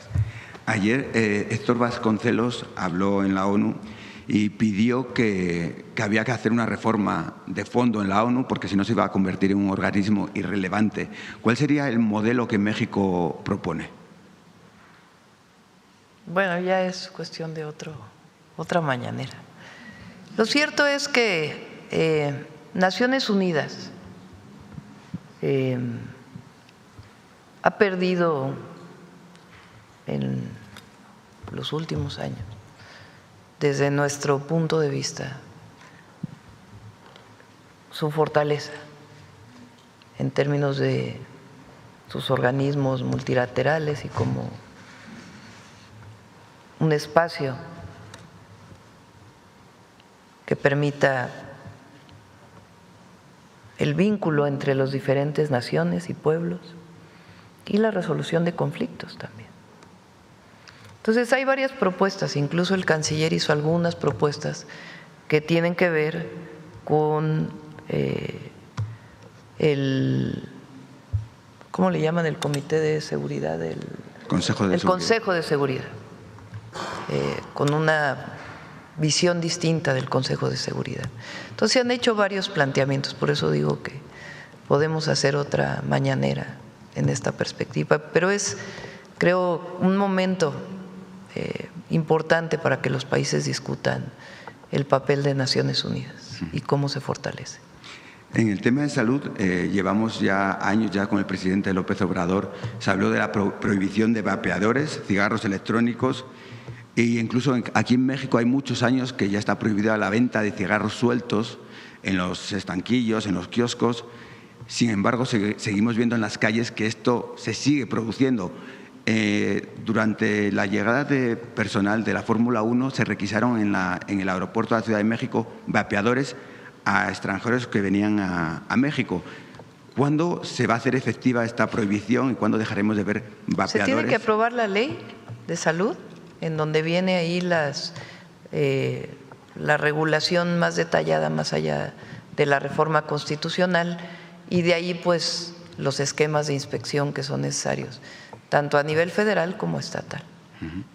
Y ya por último, se está produciendo a nivel, en todo el país, en el tema de las aplicaciones, empresas como Uber están dando incentivos a restaurantes para crear una especie de monopolio para que solo los restaurantes y comercios puedan entregar mercancía a través de ellos. Es una actuación de exclusividad que en Estados Unidos Uber ha demandado a su competencia por realizar esta práctica. Pero aquí en México Uber está realizando esta propuesta económica a los comerciantes. ¿Cuál sería el papel de la Profeco y de competencia para evitar este monopolio en el tema de… Tiene que presentarse una queja formal ante la Comisión Nacional Antimonopolio, que ahora se llama, antes COFECE, para que se haga el análisis y en todo caso ellos determinen el resultado y las sanciones, si es que hay sanciones. Sí, porque parece paradójico que en Estados Unidos la empresa denuncie por esta práctica y aquí la quieran aplicar. Puede ser en efecto Profeco y también la Comisión Antimonopolio a partir de una queja. Ya por último, si nos puede adelantar algo de la agenda que tiene con el presidente de Francia para el próximo viernes. Hoy justamente vamos a reunir con Roberto para poder explicarles toda la agenda. Es una agenda breve, ¿no? Muchas gracias. Sí. Vamos, ¿quién más? A ver, la compañera. Yo creo que ya cerramos. Gracias, Presidenta. Muy buenos días, Rocío Jardines de Teleurban y W Radio. Preguntarle, Presidenta, se ha dado a conocer por la cadena NBC que el presidente de Estados Unidos, Donald Trump, pues está buscando ensayar este plan para enviar tropas a nuestro país y oficiales de inteligencia en este marco de su lucha contra los grupos criminales, los grupos del narcotráfico. Saber si su gobierno ha sido informado acerca de esto o si ustedes van a buscar un diálogo. No va a ocurrir. Tenemos un entendimiento en seguridad que trabajamos durante muchos meses con el gobierno de Estados Unidos y que lo acordamos cuando estuvo el secretario de Estado. Y vamos a seguir trabajando en ese marco de entendimiento que tiene principios muy claros y están al principio de este documento de entendimiento, que es respeto a nuestra soberanía, a nuestra territorialidad y colaboración y coordinación sin subordinación de ninguno de los estados. Entonces eso no va a ocurrir, no tenemos ningún informe de que vaya a ocurrir eso. Además, no estamos de acuerdo y se lo hemos planteado al presidente Trump. Si sale en alguna llamada, pues de que esa no es nuestra política y que no estamos de acuerdo. Si sale en alguna llamada, o usted en la próxima llamada que tendrá, que prevé con el presidente, ¿se lo va a plantear? Él en las llamadas telefónicas me ha dicho, no requieren ayuda, nosotros estamos dispuestos a enviar tropas y otros mecanismos para ayudarles en su lucha contra la delincuencia organizada. Y siempre le he dicho, muchas gracias, presidente Trump, pero no. México es un país libre, independiente y soberano. Y podemos coordinarnos de muchas maneras. Él siempre, ¿cómo podemos coordinarnos? Bueno, se puede compartir información, se puede hacer como hasta ahora ha habido capacitaciones de ambos lados de la frontera. Ahora, y además eso es muy importante, recientemente hubo otra incautación de armas. Siempre hemos dicho, a México, a ustedes les interesa que de México a Estados Unidos no pase droga ilegal, pero a nosotros nos interesa que no pasen armas de Estados Unidos a México. Y eso quedó como parte del entendimiento. Entonces ha quedado claro eso, que nosotros no estamos de acuerdo con ningún proceso de injerencismo ni intervencionismo y que colaboramos y nos coordinamos y somos un Estado soberano. Muy bien, presidenta. También saber acerca de esta reunión con la secretaria del Departamento de Agricultura que tuvo usted el día de ayer.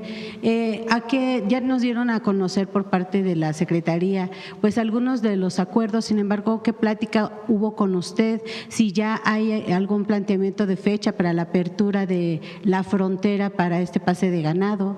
Sí, todavía no hay fecha, pero ella se fue con el convencimiento, lo dijo así, de que estamos haciendo todo lo que tenemos que hacer para evitar que el gusano barrenador pueda llegar a nuestra frontera norte y que se están haciendo muchísimas cosas con mucho profesionalismo e inspección. Entonces ella se fue con ese entendimiento, ella está consciente, así lo expresó también, de que el que no esté abierta la frontera para la exportación de ganado también les afecta a ellos, incluso en el precio de la carne que ha subido. Y coincidimos en que lo que no queremos pues es que haya una infección que llegue o una, no sé cómo se diga, una propagación de este gusano hacia el norte de nuestro país. Pero se fue muy convencida de que estamos trabajando adecuadamente para ambos países, evidentemente, y ya está el 30% de la fábrica de esta mosca que evita la propagación, va a estar lista, esperamos a mediados del próximo año, pero coincidimos en que tenemos que hacerlo antes, la apertura de la frontera. Entonces, quedaron de analizar todos los detalles de la parte técnica que ya se han venido analizando y tener la certeza, ¿qué es lo que estamos pidiendo nosotros? Que no haya una sorpresa, digamos, una subjetividad, que se abre la frontera como pasó hace poco y a los 3 días la cerraron porque se encontró un animal contaminado en Veracruz. Entonces lo que nosotros decimos es que haya una serie de indicadores técnicos para decir se cierra o no a partir de estos indicadores técnicos claros, y eso es lo que está pues ya muy pronto de resolverse, y la voluntad pues de ambos gobiernos de abrir lo más pronto posible la frontera. Presidenta, dos asuntos, si me lo permite. Uno es un detalle que quisiera que nos aclarara el secretario de Salud sobre la aplicación de la vacuna contra el papiloma. Saber si se realizará en las escuelas, es decir, si va a acudir personal de salud a las escuelas o las familias tendrán que acudir directamente a las clínicas. Directamente no, se instalarán centros a donde pueden venir acompañados por sus padres, sus madres, sus padres, para autorizar la vacunación. La vacunación no puede ser obligatoria, tiene que ser de acuerdo a los responsables de esas niñas y niños. El día que lanzamos la campaña, tuvimos la oportunidad de tener muchas niñas y niños y de pasarles el micrófono y tratar de que nos dijeran cómo entendían esa vacunación, y uno se sorprende del grado de conocimiento que tienen precisamente las niñas y niños de la importancia de vacunarse. Muchas gracias, secretario. Por último, presidenta, en el tema de Michoacán se han dado distintos disturbios, usted lo ha comentado, además de estos estudiantes pues en contra del asesinato del presidente de Uruapan, del presidente municipal, también el que se ha dado en Apatzingán, donde pues hubo incluso uso de la fuerza, etcétera.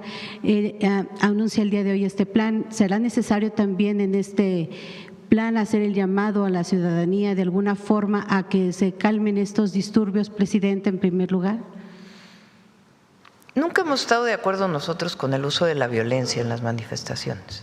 Pensamos nosotros que la manifestación pacífica es la mejor forma de decir que uno está en contra o a favor de algo. La violencia no ayuda ni siquiera a convencer a otros desde nuestro punto de vista. Y a veces hay provocación también de no una demanda legítima, sino de querer provocar para que se genere la represión, y tampoco hay que caer en ninguna provocación desde nuestro punto de vista. Entonces, me tocó como jefa de gobierno muchas veces manifestaciones donde había mucha provocación o grupos de estos que se cubren la cara y que utilizan pues, objetos peligrosos y otras acciones para protestar. Muchos de ellos es provocación, es decir, ni siquiera tienen el interés legítimo, y otros pues lo hacen porque piensan que esa es la manera. A nosotros nos corresponde decir que no estamos de acuerdo y tampoco caer en provocaciones y buscar siempre la construcción de la paz y la atención de las demandas legítimas. Presidenta, se hablaba de esta necesidad, bueno, lo dijo Carlos Manso, de la necesidad un tanto de la mano dura, de la presencia de fuerzas federales. Se tuvieron, bueno, en primer lugar no se tuvo una respuesta, después se le mandaron, se dice que 500 elementos, 200 elementos, después fueron relevados y se enviaron de nuevo otros 100. Ahora anuncia este plan. Usted siempre se ha dicho en contra de la mano dura y que la respuesta no es la fuerza.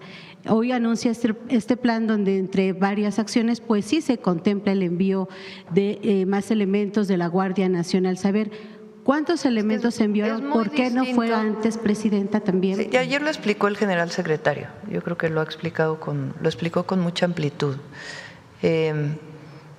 Y hay muchos videos de él reconociendo ese apoyo, muchos videos. Y tenía mucha comunicación con el comandante de la 21 zona militar. Digo la primera porque como estuvo en la ciudad, me viene a la mente, pero de la 21 zona militar. Entonces él tenía, y en las últimas semanas tuvo una reunión con él, entonces había comunicación. Más allá de si estábamos de acuerdo en su planteamiento o no, porque no creo que hoy valga la pena, digamos, discutir con él, ¿verdad? Porque finalmente a todos nos duele la manera en que fue ejecutado realmente. Es muy distinto enviar las fuerzas federales para la presencia y en todo caso la detención de delincuentes en flagrancia o a partir de una orden de aprehensión o para la investigación que enviarlos a usar sus armas contra un presunto delincuente. Son dos cosas distintas. Nosotros no creemos que las ejecuciones, ¿por qué se llaman ejecuciones extrajudiciales? Porque primero, en México la pena de muerte no existe desde hace muchísimos años. Y segundo, toda persona tiene derecho a un juicio, toda persona. Esa es la Constitución en México, esas son las leyes. Y además, como humanistas estamos de acuerdo con eso. Toda persona tiene derecho a un juicio para saber si es culpable o no. Vivimos en México mucho tiempo donde el Poder Judicial liberó a delincuentes que eran culpables a partir de corrupciones y otras componendas. Y esta reforma al Poder Judicial y la nueva elección espero que se traduzca en que esto se minimice al máximo y que realmente se haga justicia. Eso tiene que ver con un sistema de justicia que realmente cumpla con llevar a la detención a personas que son culpables de un delito.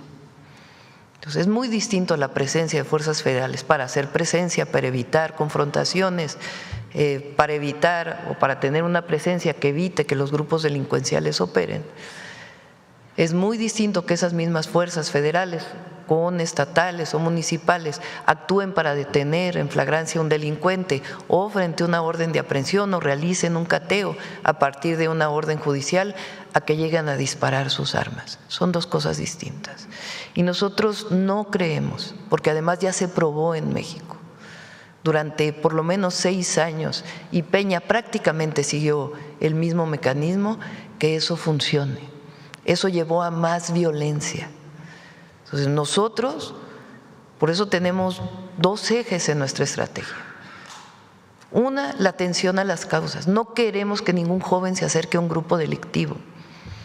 El discurso de la esposa del presidente municipal es muy fuerte, diciéndole a las madres, a los padres, hay que cuidar a nuestros hijos. Y es cierto. Y el Estado también tiene una función en ese sentido y por eso la educación y por eso el acceso a los derechos de los jóvenes. No queremos que ningún joven se acerque a un grupo delictivo y tenemos que hacer todo lo que esté en nuestras manos para atender que los jóvenes tengan acceso a derechos y ni les pase por la mente acercarse a la muerte, porque un grupo delictivo es la muerte. Entonces, es la atención a las causas y por otro lado, la cero impunidad, porque tiene que cumplirse con la ley, tiene que cumplirse con la ley. Entonces, esas son nuestras estrategias a partir de 4 ejes que hemos definido.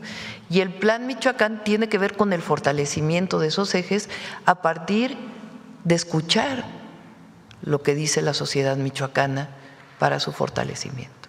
Un poquito reiterar esta pregunta, Presidenta, ¿por qué ahora? ¿Por qué no desde que tenemos presencia en Michoacán?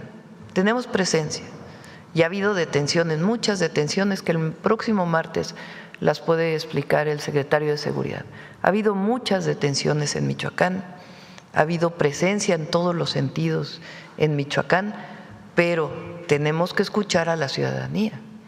Y por eso les digo, además, no las redes, porque las redes,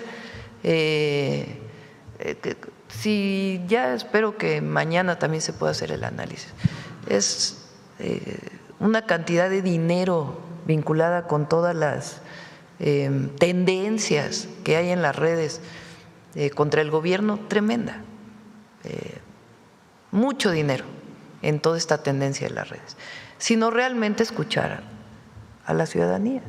Y por eso mi decisión, decir vamos a fortalecer la estrategia en Michoacán. Lo dije desde el domingo que tuvimos la reunión de seguridad, convencida, pero cómo fortalecer esta estrategia es este planteamiento que estoy haciendo. Vamos a hacer el Plan Michoacán por la paz y la justicia, pero que en estos días me ayude el gabinete, compañeros del gabinete, pues a hablar con distintos sectores que nos puedan garantizar, que están de acuerdo muchísimos sectores de la sociedad michoacana, de que en efecto este planteamiento que estamos haciendo tiene la percepción de quien vive en Michoacán. Y obviamente con el gobierno del Estado y los gobiernos municipales o muchos gobiernos municipales. Y también con organizaciones. La fuerza de las comunidades indígenas en Michoacán es muy importante, de los núcleos agrarios también es muy importante, y empresarios, y escuchar a todos. Los últimos planteamientos en el tema de Michoacán, Presidenta. Usted… Ahora, la oposición va a decir lo que quieran, sí. Que si lo hicimos, ¿por qué lo hicimos? Y si no lo hicimos, ¿por qué no lo hicimos? Entonces, nosotros estamos convencidos de que es la estrategia correcta y que la construcción de la paz, en vez de hacer la guerra, es lo mejor que nos puede ocurrir en el país. Llama un poco la atención, Presidenta, en el por qué no se hizo en este cuestionamiento que usted comenta hacia la oposición, porque no solamente Carlos Manzo solicitaba la intervención de las fuerzas federales, también lo hizo en su momento el ahora jefe de la oficina de la presidencia, Lázaro Cárdenas Batel, de esta necesidad de la presencia de las fuerzas federales en Michoacán. Usted ha señalado al gobierno de Calderón. Espurio Calderón, y ahora no. Usted es distinto, y la propuesta es distinta. Muy distinta. Pero algo no está funcionando, Presidenta, no nada más hablemos, bueno, sí, el gobierno de Calderón. El próximo, empezó, siguió con Peña Nieto, nada más. Mira, si termina, el próximo martes. Se mantuvo con López Obrador, Presidenta. Mira, el próximo martes vamos a presentar los resultados para el país, incluso para Michoacán. Los resultados de disminución de homicidios, disminución de delitos de alto impacto, y cómo ha estado funcionando la estrategia de seguridad que nos planteamos desde el primer día que llegamos al gobierno. En Michoacán también hay presencia y hay mucho trabajo, y el gobernador también ha hecho una buena parte del trabajo. Ahora, frente a lo que está al homicidio del presidente municipal y esta solicitud que está haciendo la sociedad en Michoacán, pues hacemos este planteamiento. Si no lo hiciéramos, también nos dirían, bueno, ¿cómo no escuchan lo que está diciendo Michoacán? Claro que hemos estado actuando en Michoacán, incluso con el presidente municipal de Uruapan. Repito, él tiene muchos videos en donde incluso agradece la presencia. Lamentablemente y condenablemente se da este homicidio. Y por supuesto, el tema de la delincuencia organizada hay que atenderlo de manera integral. Sí, con policía, sí, con Guardia Nacional, sí, cuando se necesite el ejército, pero no con ejecuciones. Muy distinto es cuando hay un enfrentamiento y las fuerzas del orden se defienden, a llegar a ejecutar, que fue la estrategia de Calderón. Repito, la guerra contra el narco era el permiso para matar, y eso no llevó a ningún lado. Entonces, la estrategia que hemos seguido ha permitido disminuir los homicidios en 32%. En Michoacán requiere Michoacán más apoyo, lo está pidiendo la sociedad michoacana. ¿Lo pidió en su momento el presidente municipal? Sí, y tenía la relación con se le dio el apoyo personal y tenía la relación con el comandante de la zona militar y la Guardia Nacional. Lamentablemente, frente a esta circunstancia y este condenable homicidio, tenemos que decir cómo fortalecemos el Plan Michoacán. Y ese es el planteamiento que estamos haciendo. ¿Qué va a decir la oposición o algunos medios o algunos comentócratas? O cualquier cosa que hagamos la van a criticar. El tema es que nosotros tengamos la certeza de que estamos haciendo lo correcto. Ahorita existe esa certeza, Presidenta, reitero, sí. Este tema escaló desde el gobierno también de su antecesor, Andrés Manuel López Obrador, ¿Qué estuvo fallando entonces para que se llegara a un evento donde entró una persona? Bien, ayer lo explicó el secretario de Seguridad, que fue en un evento público donde no se revisó a las personas, pero una persona logró llegar al presidente municipal a hacer 7 disparos, presidenta. Entonces algo estaba fallando y no nada más, fue en el gobierno de Felipe Calderón, escaló también con Peña Nieto, pero algo entonces también falló en el gobierno de la Cuarta Transformación, ¿o por qué llegamos a esto? Y por último, ya si me permite para dejar el micrófono, presidenta, saber si tiene información acerca del atacante, si ya se sabe la identidad de se habla que es un menor, incluso entre 17 y 19 años, y bueno, también es un foco rojo, presidenta. Gracias. Si uno ve, por supuesto que repito, todos condenamos el homicidio y lo primero que tiene que haber es justicia, lo primero, antes que nada, tiene que haber justicia y ahí es donde está nuestro compromiso, de que todo el Gabinete de Seguridad apoyará a la Fiscalía del Estado y si es necesario, y así lo solicitan, atraer el caso por la Fiscalía General, se apoyará a la Fiscalía General o a la Fiscalía del Estado. Por eso se creó un área nacional, un sistema nacional de inteligencia e investigación que pueda ayudar desde la prevención hasta la atención de casos lamentables como este. El martes vamos a presentar los resultados de la estrategia de seguridad. Los resultados de la estrategia de seguridad. Hay casos como este que evidentemente decimos cómo fortalecemos la estrategia de seguridad. No es cambiarla, pero sí fortalecerla. ¿Por qué? El martes vamos a ver los resultados hasta octubre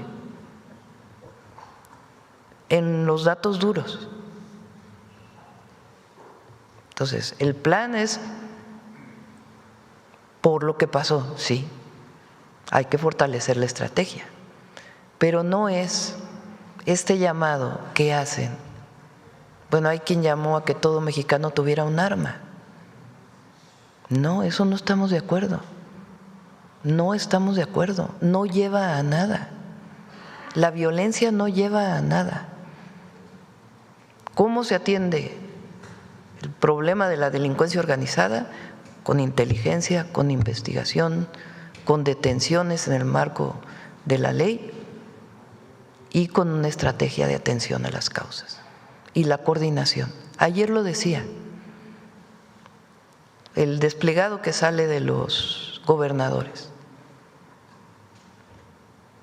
que piden justicia y al mismo tiempo dicen respaldamos la estrategia. ¿Por qué? Porque ha estado dando resultados. Ahora, frente a una situación como la que vivimos, pues hay que fortalecer. Ese es lo que estamos haciendo. ¿Y fortalecer con quién? Con la gente. Cercanos al pueblo siempre. Bueno, cerramos. No hay, todavía no está identificado. Ayer lo dijo el fiscal del Estado y todavía no está identificado. Había ayer varias noticias de que ya había sido identificado y aún no ha sido identificado. Bueno, muchas gracias a todos y a todas. Hasta luego.